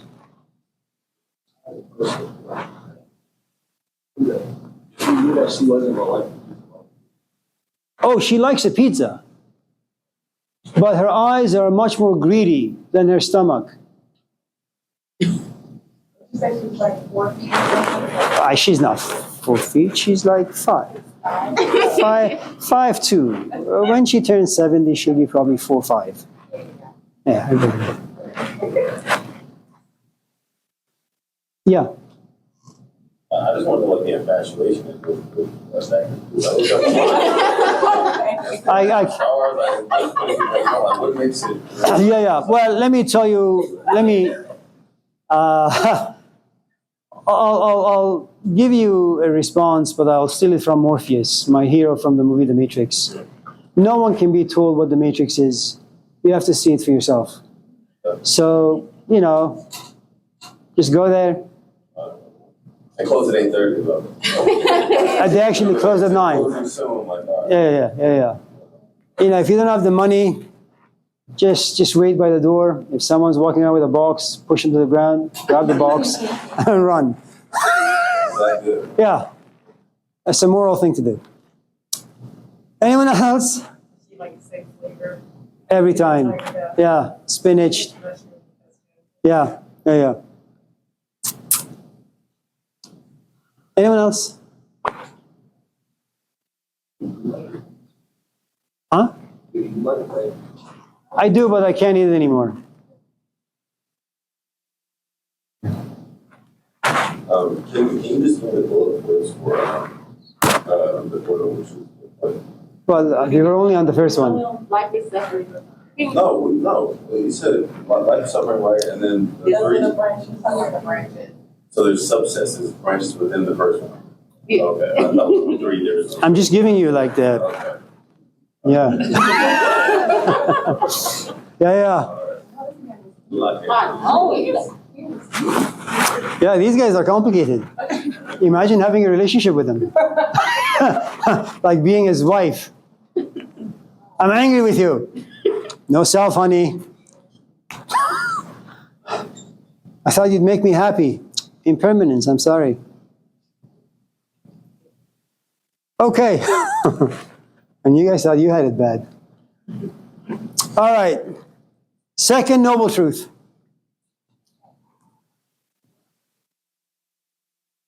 Second noble truth is there's a reason why life is bad, why there is impermanence and why there is dissatisfaction,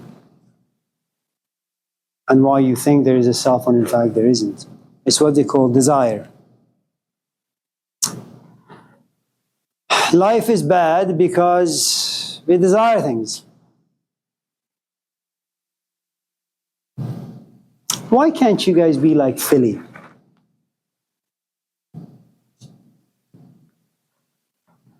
She doesn't need a grade. She just comes, sits, enjoys the show a little, pukes a little, and then goes home. She's not after understanding. She just wants a good show. She just wants to be consumed for a couple of hours and then go home. That's it.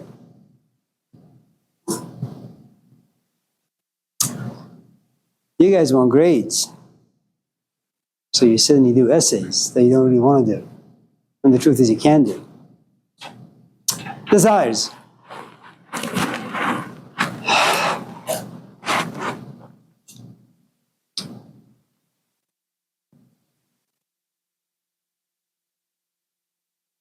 Before we move into the second noble truth, let me just give you a couple of lines of Persian poetry that talks about pain and suffering. But I won't translate it for you. Maybe I will. We'll see. با درد بساز چون دوای تو منم با کس منشین که آشنای تو منم گر کشته شدی مگو که من کشته شدم شکرانه بده که خونبهای تو منم با درد بساز. Have pain be your companion. با درد بساز چون دوای تو منم. Because if pain becomes your companion, after a while you realize it'll give you the remedy. If you love to write poetry and you realize that your best poems came from the moments where you were broken, if you become someone who is very proficient in being broken and then use that brokenness to write poetry, man, you will fall in love with being broken.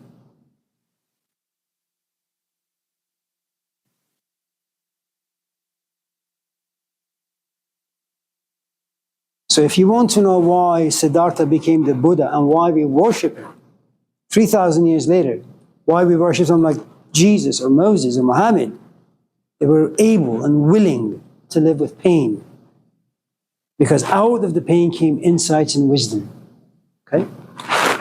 For us, of course, it only leads to therapy sessions. Okay.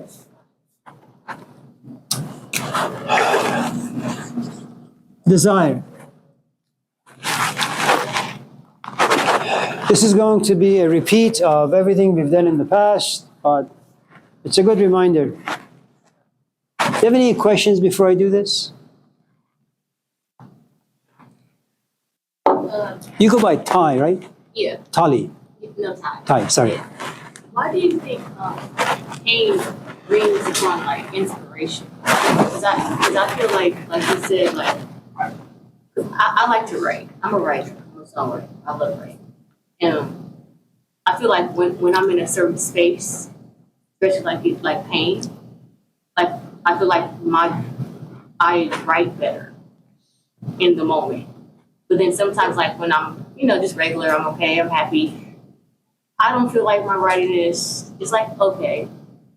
But I feel like when I'm feeling a certain type of way, that pain, for example, I write great. Let me tell you a story, and then I'll try to kind of wrestle with some of the things he said. I'll probably do a poor job, but nevertheless. This comes from the 9th century, the world of Iraq. It's about two Sufis. One had a positive or light temperament that made him happy all the time. The other had a more dark and bleak temperament which made him sorrowful, sad. So you had two guys, one always happy, one always sad, at least most of the times.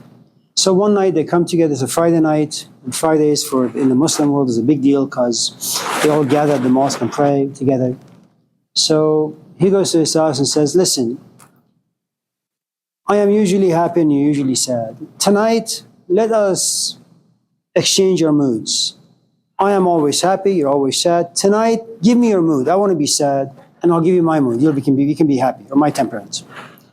So the guy who's always happy and used to sing and dance and feel intoxicated with the presence of God, all that, sits and just cries because he's now very sad. The other guy who was sad is not very happy. Morning comes. The guy who has the sad temperament but was happy for that night goes to this other fellow and says, give me back my temperament. In happiness, I become forgetful. In sadness, though, I become reflective. And in reflection, I find myself in the presence of something that is divine. I like that. So I don't want to be happy anymore. And maybe that's one of the reasons as to why,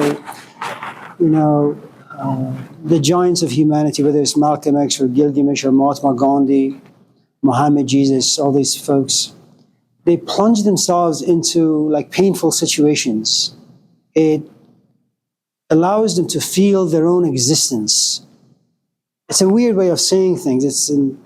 That's what the existentialists, that's what they say, is that I want to feel as if I exist. I just don't want to walk around being numb.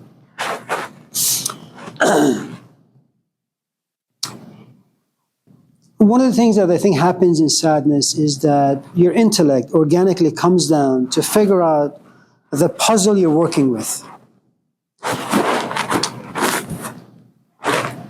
See if you can work with the puzzle. You can't be sad. You're like a calculator. You're just chipping away, or you're looking for pieces, and eventually you'll gather them, and then you'll be addressed. Things are fixed. If on the other hand you're working with something, and it doesn't matter how much effort you put into this activity, you just can't get to the answer. Something about your mind just shuts down. And you have this, I think, a set of emotions that come forth, and they're very intense, and you have no idea what to do with them, and they just pour themselves out. Now, some people write very much like you. Some people go on hikes. But I think the main thing that sadness does on its way is that it ultimately paralyzes the way you think about things. It paralyzes you from your past. And then you feel abandoned by the whole thing, by life itself. And then when you write, you have some really nice things to say. They're very insightful.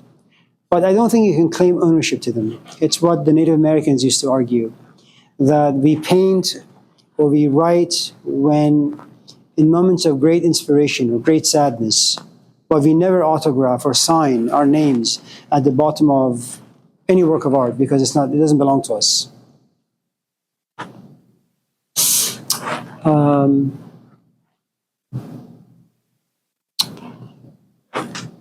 But it also worries you. Khalil Gibran, I don't know if you have heard of this man. He was a Lebanese poet, came to New York when he was a young kid.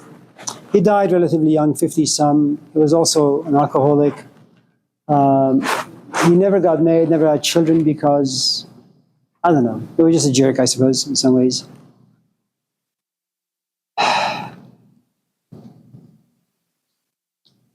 But one time they asked him why, with all these women around him, why he never married or got into a relationship. He says, sometimes I go into these moods, very dark, bleak moods, and I lock myself in my room for about 2 weeks, and I just write.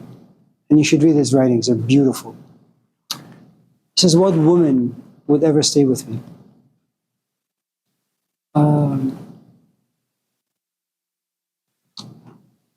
When the moments of inspiration is not there, when, in other words, you're sad, but you don't have the inspiration to write, you begin to consume yourself, hurt yourself, be depressed, feel very lonely, abandoned, isolated, alienated, and that's not a good sadness to have.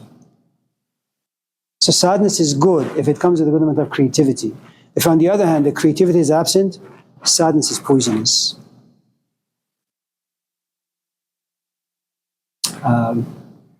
If you look at the life of Robin Williams, he was melancholic most of his life.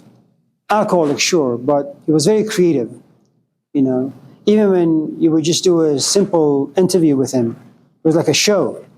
He couldn't just give you a simple, plain, straightforward answer. He would always go on these journeys with you.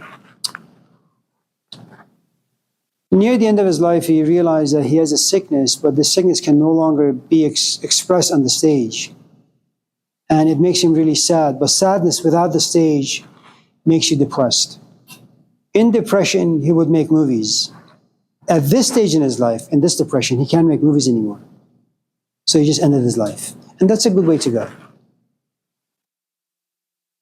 If sadness can't find a creative stage, it really just wears you out. Yeah. Anyone else? Yeah. You talk about the community of suffering, right? You mentioned that you're prepared here and now.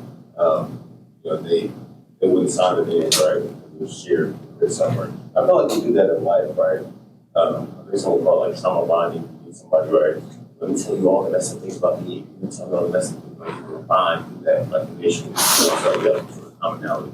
So is Buddha like kind of alluding to that, like that community of suffering, but eventually you're supposed to go with that alone? Or like, No.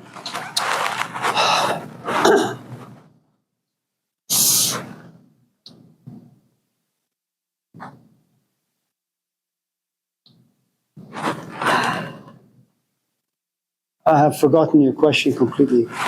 that's community of suffering.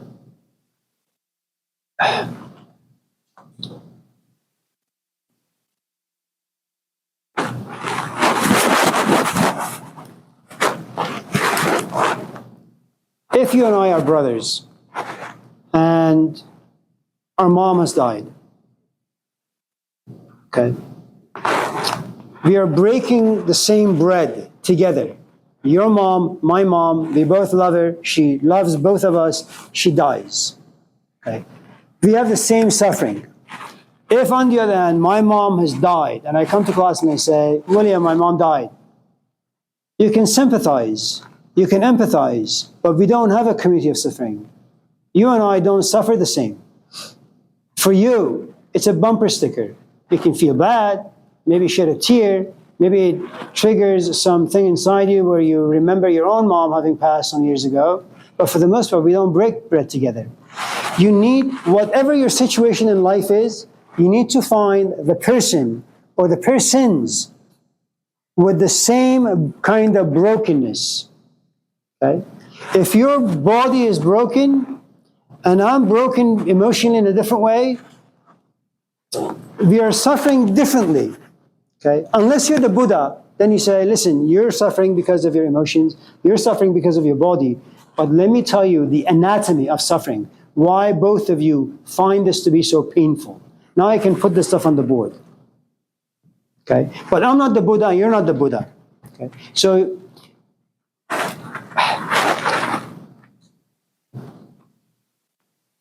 the point I'm trying to make is you have to find someone who is suffering from the same disease that you are. And when you do, now you can have a community. In the absence of that, you just have, what's the different word? Friendship? Acquaintance. You just have an acquaintance. Yeah. You pretend. Yeah. Pretend. Yeah, pretend that you care when in fact you don't. Yeah. So, desires. I'm sorry, any other questions? Yeah, Mila.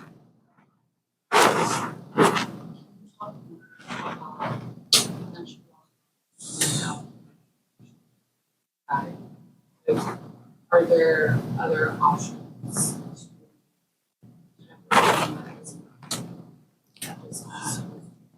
That is not creative or creative? Religious.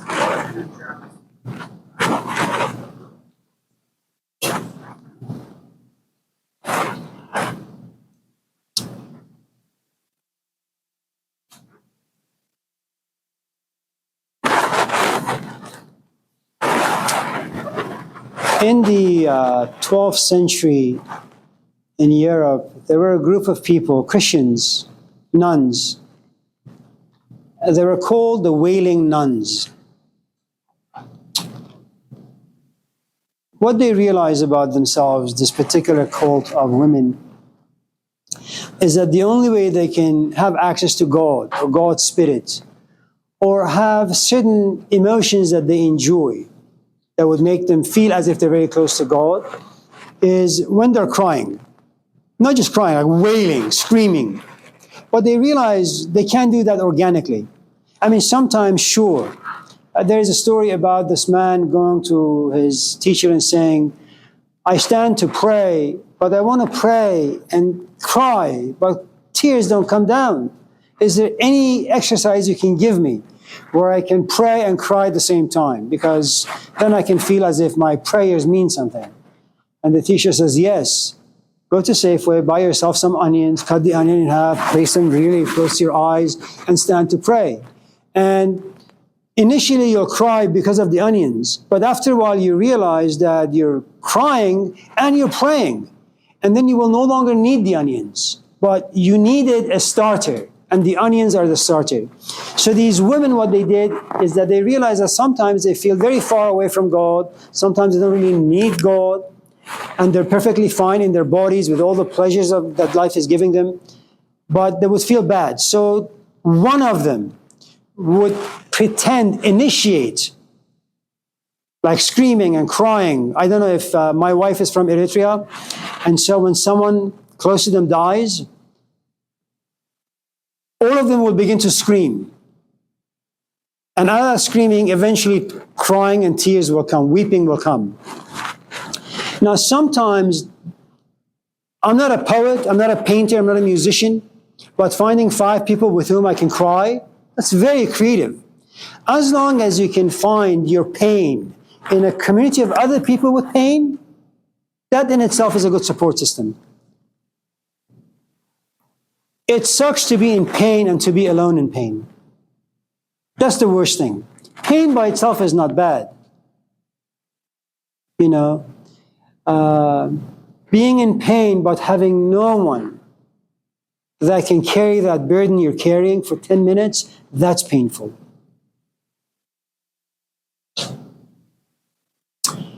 Barbara Walters did a show, this must have been about maybe 25, 30 years ago. She was talking to this kid, this boy, who felt that he was born in the wrong body. It was a she, not a he. And so a few times, and she was maybe 5 or 6, and her mother caught her a couple times while he/she was showering with a razor blade trying to cut off his penis. Okay? In his room, what he had was a mermaid. This was a kid with a good amount of pain, and no doubt the parents were as well. I mean, this is like 30 years ago. Times were different. People were different. Some ideas were not accepted as they are today. And she said, this mermaid is my best friend because she is gender neutral. And she said, every time I feel sad, feel alone, feel isolated, I go to that part of my room, sit next to my mermaid and hug her. The point is, as long as you can find people who are in pain and you could break bread with those people, you'll be fine. The only problem with that is, if you go back to what we talked about in Buddhism, is that eventually your friendship with those people will be one of dissatisfaction. You know, because you'll get used to it. What you thought to be a very stable community all of a sudden destabilizes because we become casual after a while, you know, and then you actually do want to find a remedy.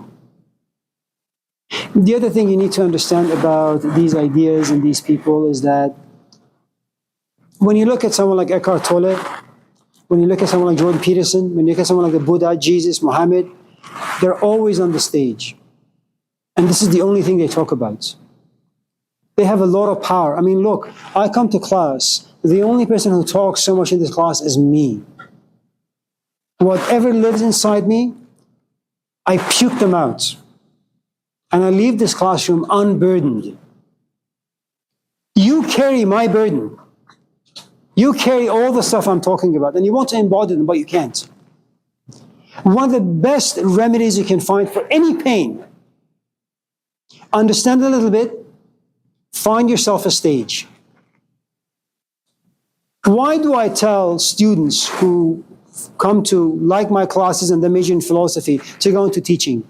If you have been contaminated, poisoned by these ideas and they live inside you and you have to carry the cross, well, You can't just sit with them. It doesn't work that way. It's like a river. It needs to flow. And the best place for these ideas to flow is in the classroom, on the stage. Get a job and talk about them. If any of you have any issues that you think to be serious, study psychology, study sociology, study history. But don't get yourself in a cubicle. That's not your job. Find yourself a classroom. Find yourself a platform of sorts. TikTok, YouTube, doesn't really matter. You know, just express what lives inside you outwardly. And all of a sudden you realize, well, now you're sharing your pain with 20 people. That's the best remedy you can find.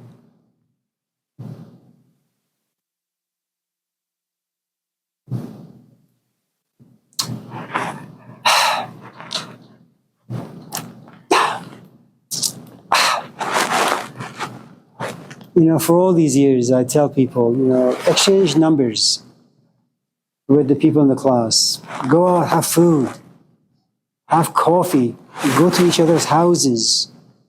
Why? I'm not sure, maybe 80% of it is gossip, but you have 20%. After 20 years of making friendships, now you guys can talk about like some meaningful stuff. You're not alone and isolated. But this is a shitty culture. Nobody does anything.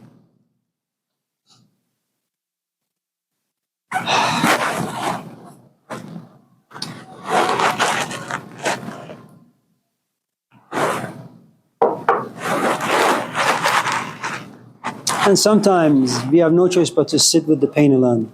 And there isn't much we can do. You just kind of get beaten up. And that's just the way it is. And you just hope that in the next couple of days you can just wake up and the sun is out and you can have a relatively peaceful time.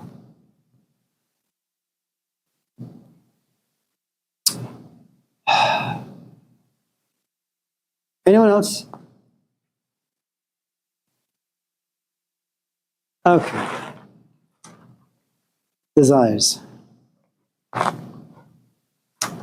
So the second noble truth is another cruel branch about why life the way it is, why life is the way it is for us, which is filled with disappointment and misery.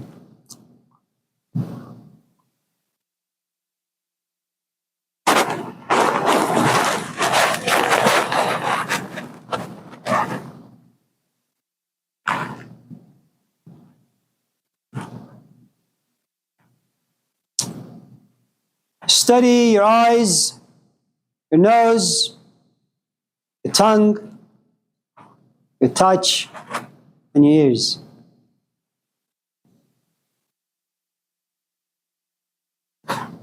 We gravitate towards anything that's attractive. It's not even up to us.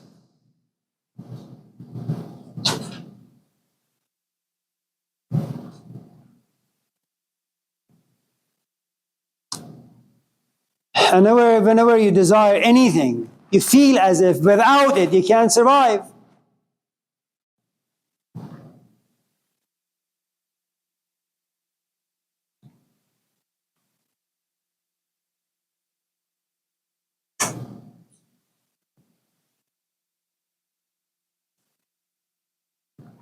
And every time there is a desire that comes forth, and it's attractive enough to be pursued, you look for resources.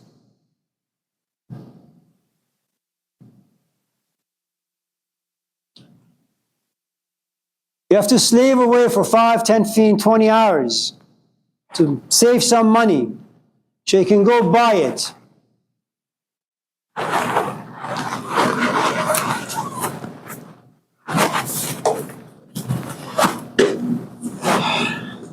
So this is me, and this is the thing I need.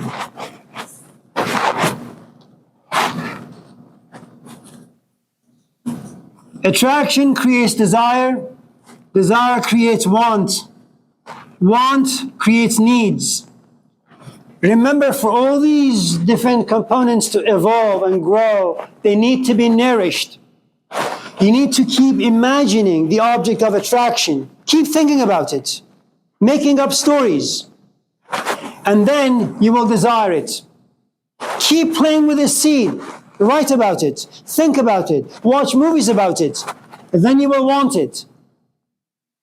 Keep imagining the want. Read books about it, and then you will need it.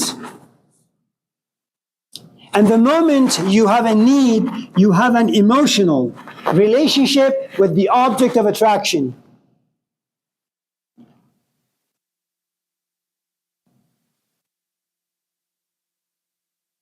So when, for example, you're trying to not smoke, not drink, not watch porn, but all of a sudden the need comes about, you've gone through all these different stages. There is a past. There are habits. There are addictions. You have an emotional relationship.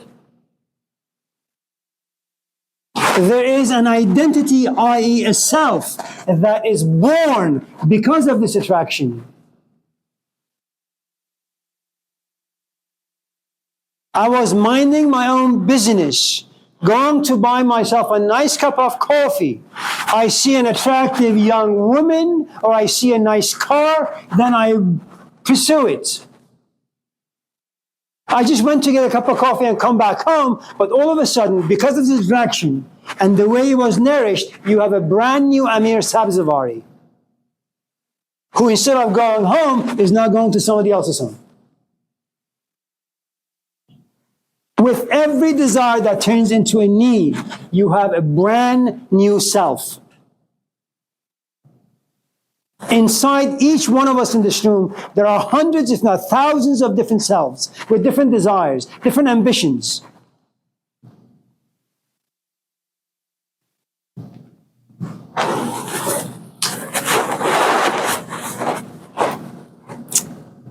Now, whenever you need something, which means you have an emotional relationship in it, there is hope. Hope always lives in the future. Always. And the assumption is, if your dream comes true, you will be happy and satisfied. And the truth is, you will be happy and you will be satisfied. Once you have reached your desire, so remember, from here to here, you journey towards your desire. Once you have it, now you begin to journey inside your desire. Now you sit in your Tesla. Now you are having sex with your companion. You live under the same roof. So first, it starts from not having, then you go to having. Once you have it, you begin to journey inside the object of your desire. There comes a point where you're no longer satisfied. You get bored, and now it seems like you are forced out. Now you look at your desire from the outside, and you're no longer happy or satisfied. So what the second noble truth is,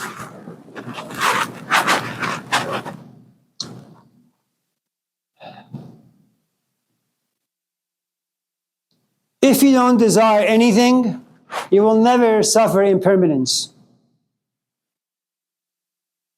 If you don't desire things, you will never experience dissatisfaction.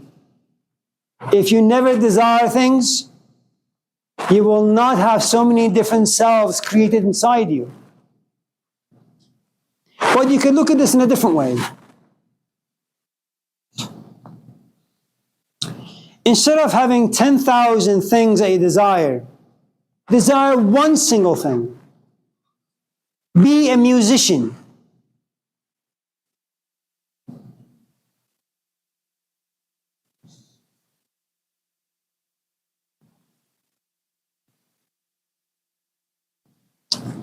Let all of your disappointments be rooted in creativity.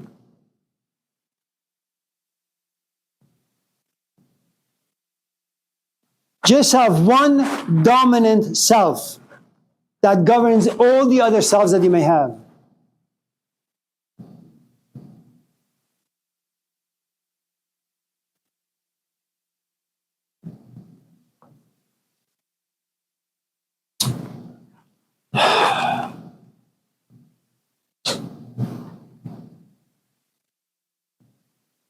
If I was to take this back to the Upanishads, I would say the following.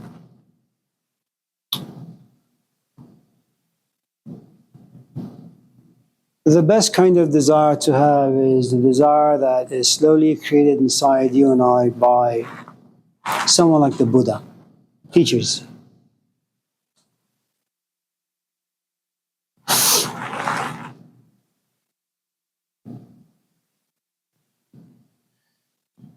I'm only interested in people who enjoy going to school, major in philosophy, humanities, or religious studies. Those are the only people I'm interested in. Because I can get them jobs, teaching.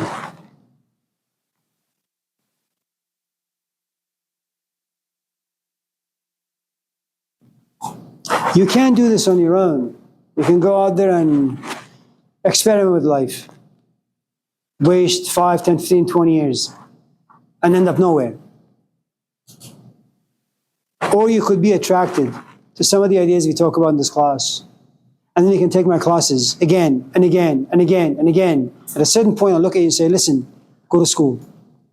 Get your master's, come back here, and you'll have the class to teach. You'll make $80, $90, $100 an hour.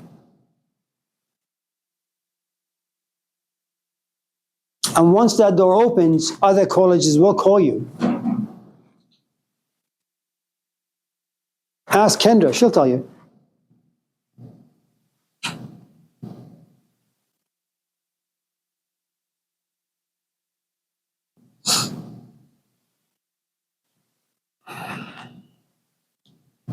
Because the Buddha himself does create desires for us. But the sort of desires that the Buddha creates for us, or Jesus creates for us, or Malcolm X creates for us, they're profoundly mature. They're not about money, or sex, or drugs. They're about responsibility, being socially conscious, being political activists. These are good desires to have. Okay. What time is it? Sorry. Do you have any questions before we? I have a question. Yeah, Armand. Yeah, since you bestow instructions upon us, and which is imprint on our lives, what do you want? Nothing really. No, I just want, the time to become 8:30 or so, Oh, and then go home. okay. Now I don't have to worry about your satisfaction. No, you're good, Armand. I enjoy seeing you Monday, Tuesday, and Wednesday. Well, I'm here to learn anyway. Yeah, thank you. Not here to go down.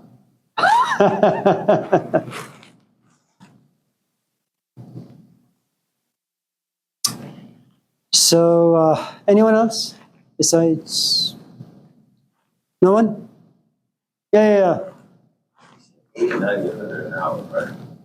How many hours a week are we talking? 40 hours a week? Oh, no. You have part-time instructors and then you have full-time instructors. The maximum number of classes you can teach in a college is 3. And there are 3, each class is about 3 hours a week. If you signed it on to be like, you can't go to some shit. Oh, you can? Yeah. So, should you be interested, for example, let's just say history. You teach 2 at Laney, 1 at, say, Merit. You can only teach 3 classes per district. And then you can teach 3 at Chabot, and then 3 at De Anza. And that's like 9 classes per semester. that'll get you about maybe 4,000 or 5,000 a month. The curriculum wise, though, like, does that change for institution? Like, you know, how, like in high school, like, yeah. It's up to you. Okay. Yeah, I mean, yeah, of course, if you say the wrong things, you know. Yeah. I mean, you gotta, yeah. Anyone else? Yeah. You mentioned that your wife is Eritrean, that she's in Habasha, she's a Habasha. Yeah. So you have like kids that are half Persian and half Habasha. How does that? It's very messy.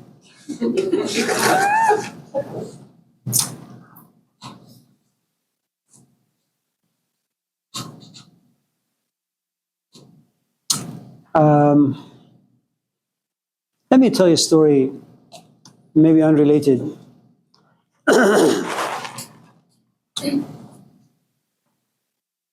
There was this Armenian teacher, his name was G.I. Gurdjieff. He had many students, but one of the stories is that it was late at night, about midnight, very, very dark, and he had told some of his students to go from point A to point B, but for them to reach the destination, they had to keep their eyes closed. They couldn't open their eyes and they couldn't see. They had to feel with their feet. Okay? And so they did. And they went to the other point and then they got back. 10 o'clock in the morning, they had to go back to the destination, to that other place again, but this time with their eyes open. They were horrified because they were walking near a cliff or by a cliff. Any wrong move, they would have fallen. Okay? As long as you don't see things, you're fine.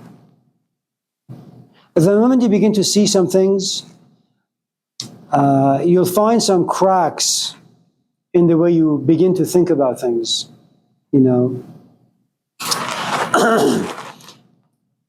If I was to kind of make it, forgive me again, a little personal,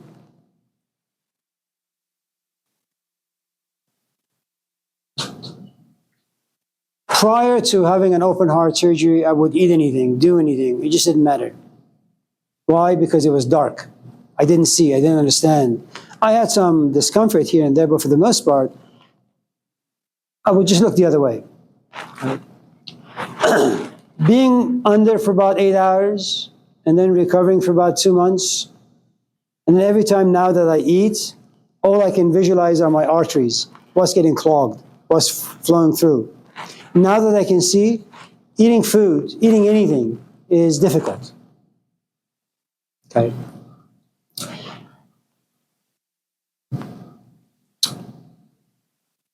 Unfortunately for me and the business I'm in, which is ideas, thinking, reflecting, and my own temperament, I look at things a little too much, too closely, and it ruins things. I mean, it's good.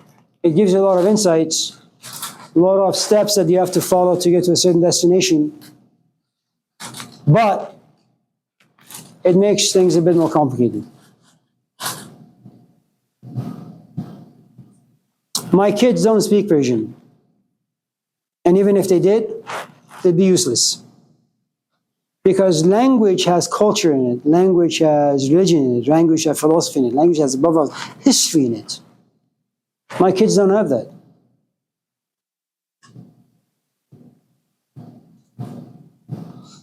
And if they don't have that, speaking the language is just, I mean, it's good, I'm not saying it's bad, but what makes the language rich is your knowledge of its history and you embodying its history. And for me, I was there for about 12 years. And as I get older, I become more Persian.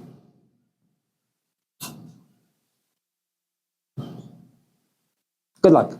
Wait, if you choose not to teach them, like what was in English, for example, right? Like, I don't know, as a minority, so my mom's Puerto Rican, right? My dad's Black. So, like, I speak a little bit of Spanish, right? But, like, for the most part, I speak English, which is the language of our oppressor, I guess you would say, right? So, did you not, like... Oppressor was funny, go ahead. I mean, right, so if you look at the history, right, you know, English, like, wherever I came from, right, at that time, you know, we didn't speak English. So, you choosing not to teach your kids that because it wouldn't have the culture, like, but like they have a pertinent father, but you're saying they're not engulfed in the music, food, whatever, then it's useless to be able to communicate with that. Yeah, part of it has to do with the fact that I'm a little lazy. The other part is, as you said, I don't find much value in it. I mean, once my parents die, there's a good chance that all these kids will be just speak English. Yeah. Yeah. Anyone else?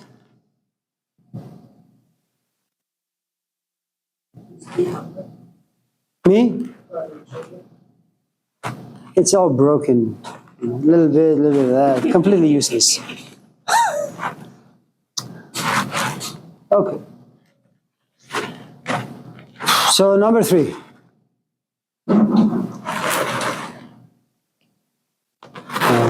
Well, number 3 is really useless. It's like there is a way to end it. I guess. Yeah. So let's do number 4. Oh, we're skipping 3. That's not laziness. Number 3 is just in case you come to a place where you're in so much pain and you're just completely miserable, and you go to the Buddha and say, is there a way out of this misery? Because everything that you've said so far is just bleak. And he says, yes, there is. That's number 3. And number 4 is, well, okay, so if there is, tell them to me. That's number 4. Now, number 4 has 8 steps.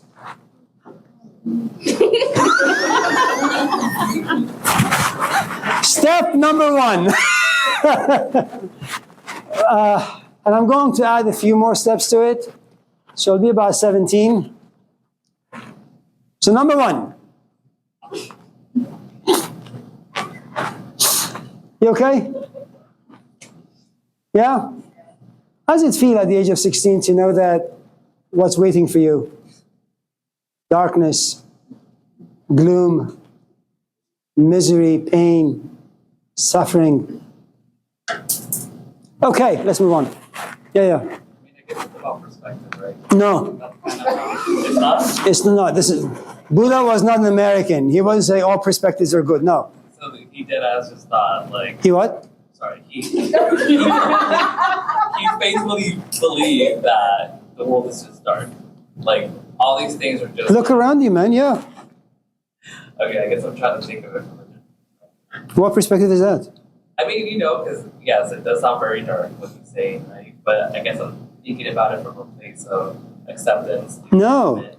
No? Encouragement? No. Like, No, please, please, no, please, no. You live in a different environment, right? So. No. Listen, what? No, I don't know what you guys are talking about, but look. Look, these are universal truths, Oh, okay. okay? Like universal. Yeah. You know what that means? Yeah. Like life is not just shitty for Americans, it's for everybody. There are no other perspectives. Does that? Good job.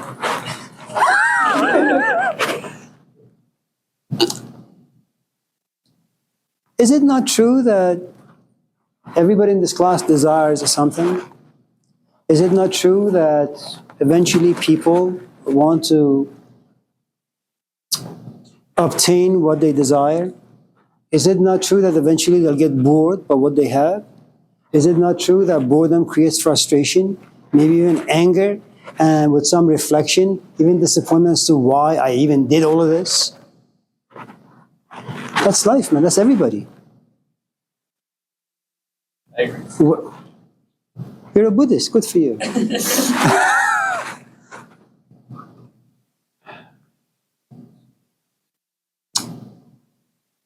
So,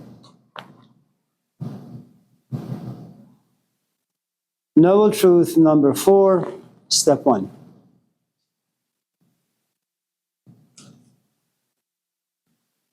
You need to think right. There is a way to think about life. It's not just a perspective. This is the way you ought to think.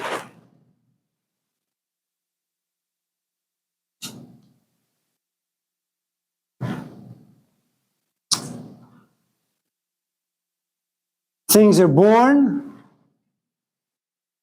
things get old, and when they get old, they sicken you, and then you lose interest completely. And then if you happen to be reflective, you'll sit back and ask, why did I waste my time playing video games for 10 hours?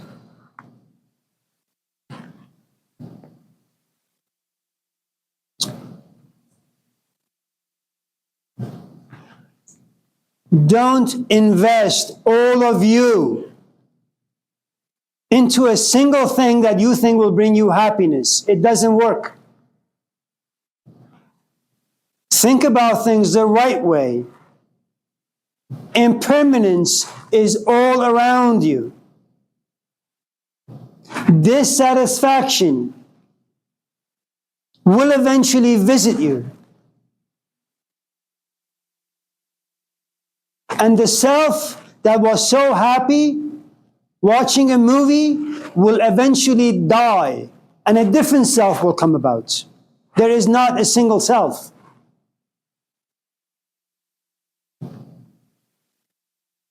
And every self has its own set of desires, ambitions, frustrations, angers, and history.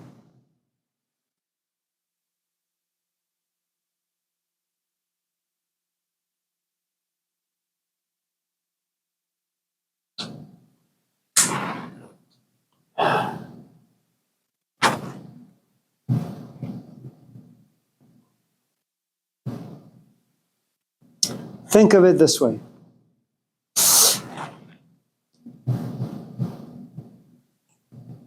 You go to Pete's coffee shop and you see someone, let's just say very attractive. And all of a sudden, imagination comes in.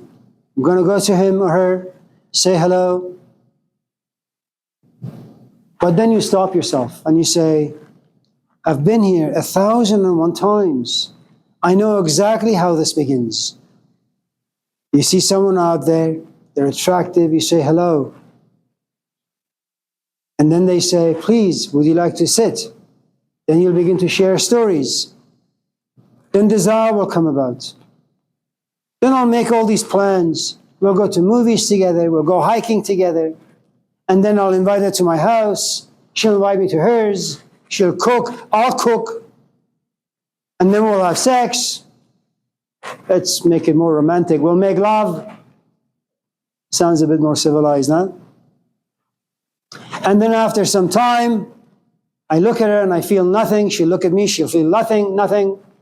And then I'll probably say, I want to go to the mountains and figure out who I am. I need some time to myself. And then you say, if I know how this is going to turn out, why even make it happen in the first place? And all of a sudden you realize something very, very important. Maybe life is not worth living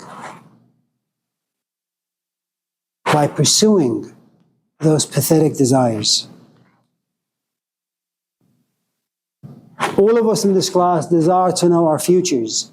And Buddha showed us a way to know our future and how it's going to unfold. It's not very difficult. Everything will end in boredom.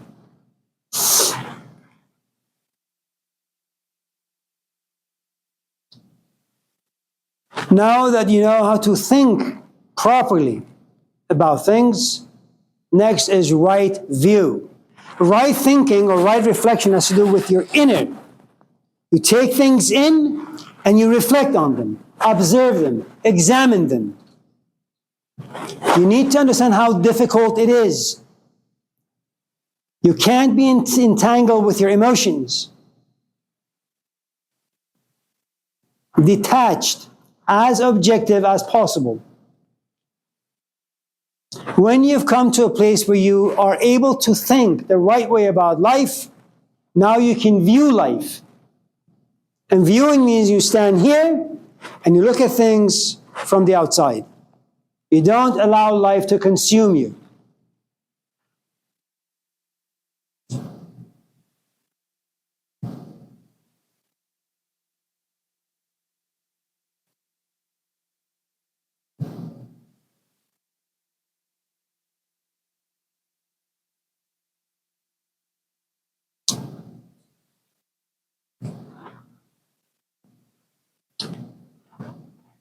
Once you know how to, and that was number 2, once you know how to see life, and once you know how to see the network of your own thoughts relatively well, you'll become pregnant with all these emotions. And you will want to do number 3, right speech.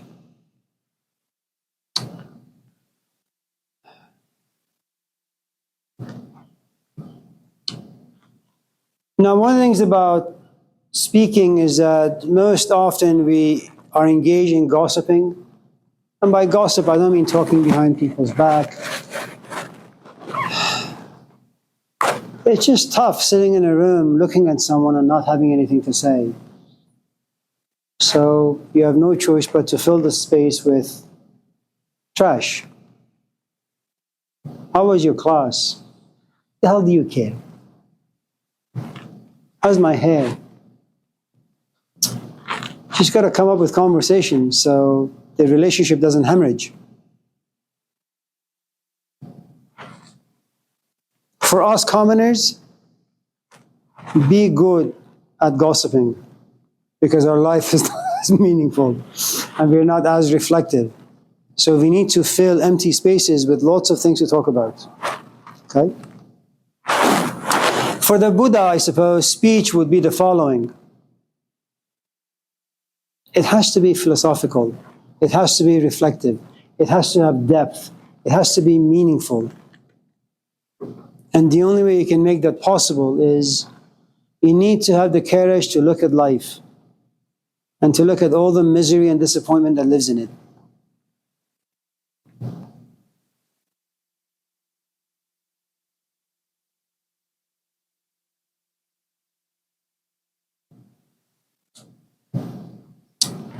Now,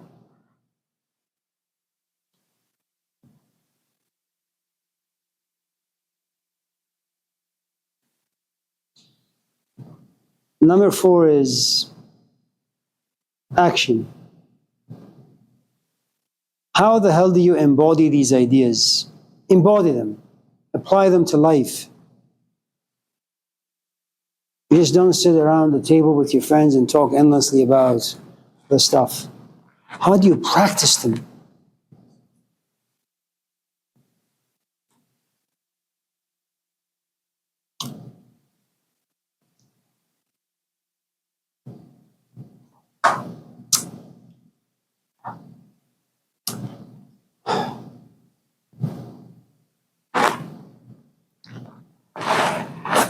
Let me create an analogy. It may not be the right one, but that's the only one I got.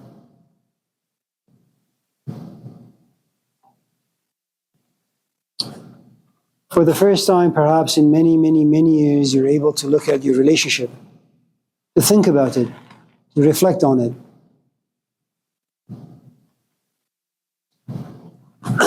And now that you have grown healthy teeth, where you're able to chew the various parts of the relationships, you say, okay, I'm going to go stand outside of it for the next few weeks or months and just look at the way this relationship is being.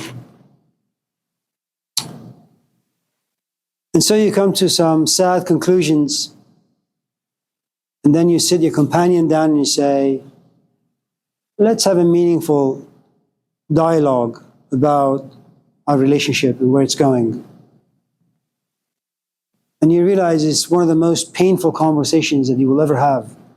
Painful because you're shedding some light, you're removing darkness, you're giving yourself a good amount of courage to be able to see things, and then force your companion to see, even though he or she may not want to see it. And then you realize some changes need to be made. Now, the problem with change is that, or action, is that our life is resting on the foundation of habits, addictions, habituations. So change is enormously difficult.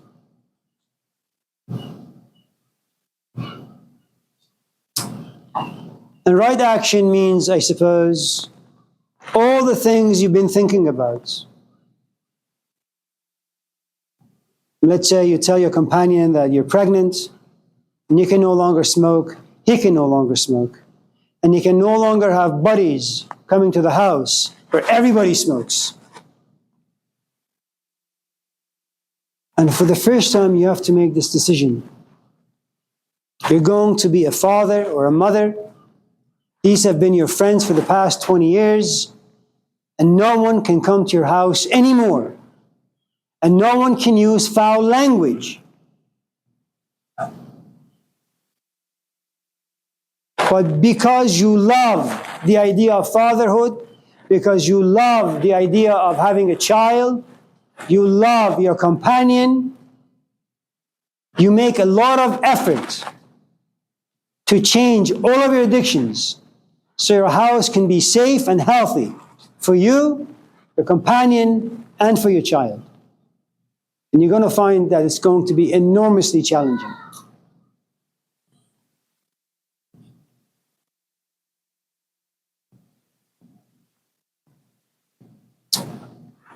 Now, right livelihood, that's number 5.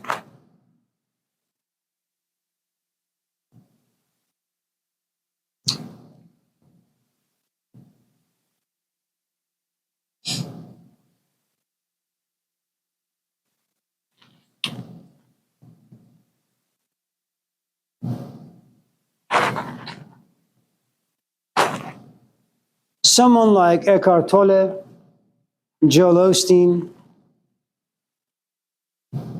they depend on people, on their livelihood. The houses they want to buy, the cars they want to buy. So they have no choice but to tell their community a very glossy outlook on life. If you pray, things will be okay. Whatever crap is in life is in your life is because God wills it. Try to understand.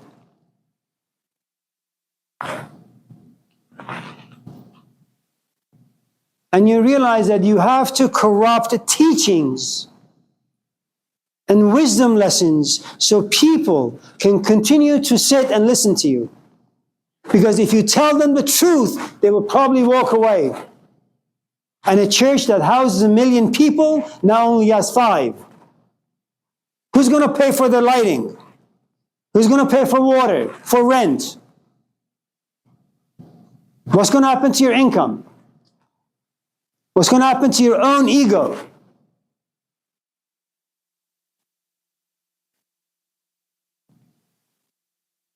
Make sure that you have an independent way of making money. That keeps you honest. And that's one of the problems of relationships in modern times. Women no longer need to depend on men. So when a woman comes to realize that she's being abused, or she's not seen in the relationship, she looks at the man and says, get lost, or I'm out. You keep yourself honest. If on the other hand, you had no money, no education, no place to go, and the guy was an idiot, you would eventually lose yourself in the relationship. Why? You need him to survive.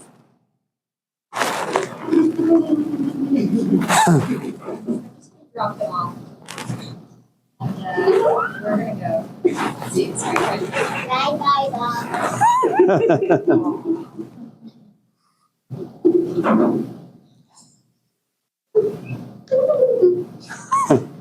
Nina, control yourself. You're an adult.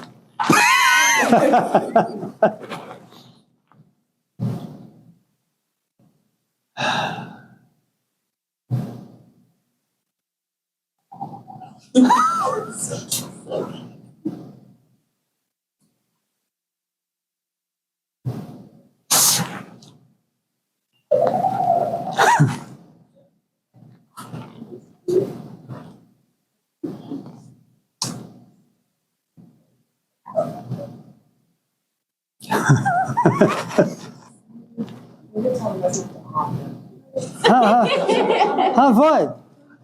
Oh no, that's a mirage. Do not be deceived by that.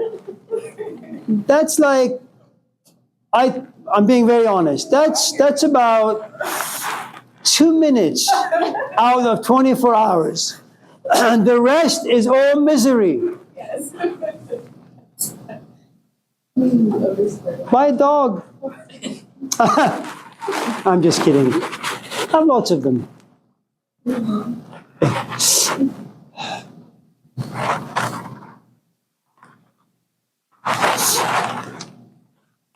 If you want to keep your ideas honest, if you want your wisdom not to be contaminated, do not depend on people for your livelihood.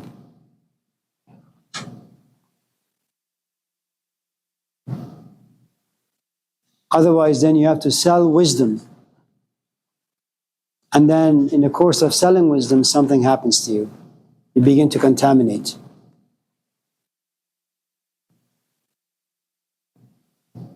I don't know if you guys are aware of the churches springing up here and there. You know, they have to go through hell to create a church in Oakland, because it becomes a competition, another business for the church next door. Because all these churches require following, money. And if no one is attending, there is no money. The church will go bankrupt. So they have to sell us religion. But it's like another piece of advertisement. If we don't like what we're hearing, we're not going to go. So they have to tell us the things that make us feel as if we matter. The ideas of Buddhism, it doesn't matter what you do in life. You're going to be miserable, period.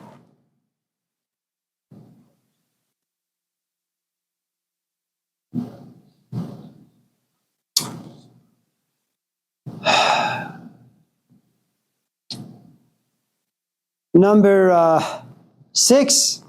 Yeah. Thank you. Effort.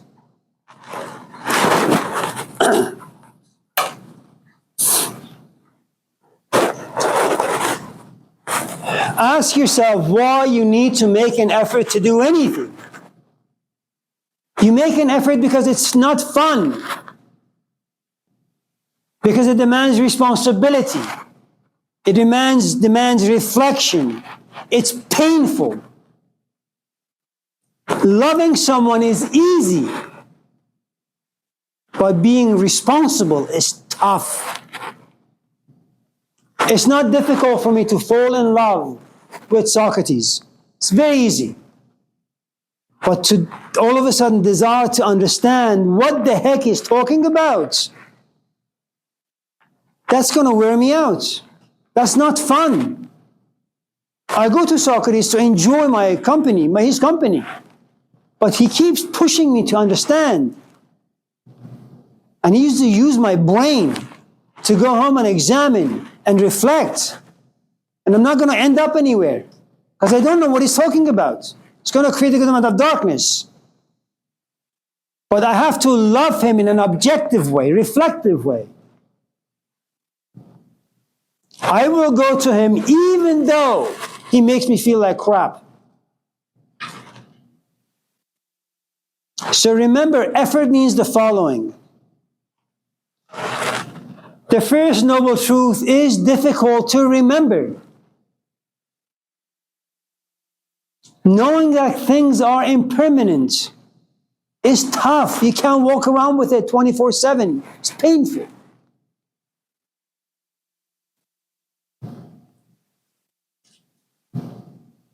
To know that every pursuit ends up in dissatisfaction, that's also difficult. That every time you feel as if your emotions are erupting and you want to prove yourself, you have to stop yourself and say, remember, these emotions are foreign. They came from somewhere else. They're not mine. Because we forget, we have to manipulate, exploit, coerce. And that's called visualization, mindfulness.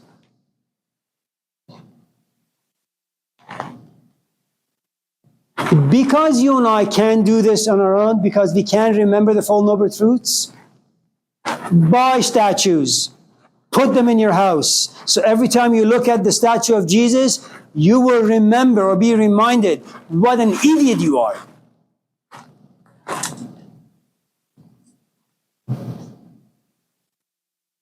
If your grandmother always told you it will amount to nothing and she's passed, go to Kinko's if they still exist and print and enlarge their picture and put them on the wall. So every time you look at the face of your grandmother on the wall, you will be reminded that, yes, I am a loser. Why do we need reminding? Why do we need to make an effort? First, because remembering these ideas are difficult, we are forgetful, and we need encouragement.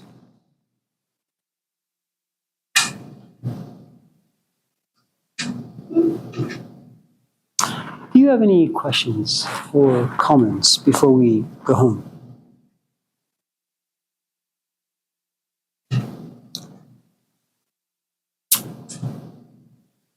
Well, that's Buddhism for you.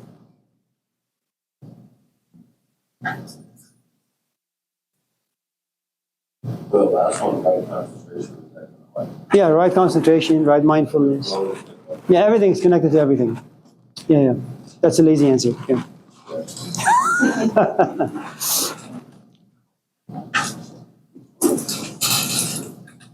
For those of you who go to therapy, for those of you who read books that have to do with self-help and all that, all you really need is Buddhism. Really. Just study these ideas and these concepts. And you don't have to read lots of books about them. Just look at the bullets that you have written down and just reflect on them again and again and again and again. And you can heal yourself. All right. It's good to see all of you. We'll have more fun tomorrow night.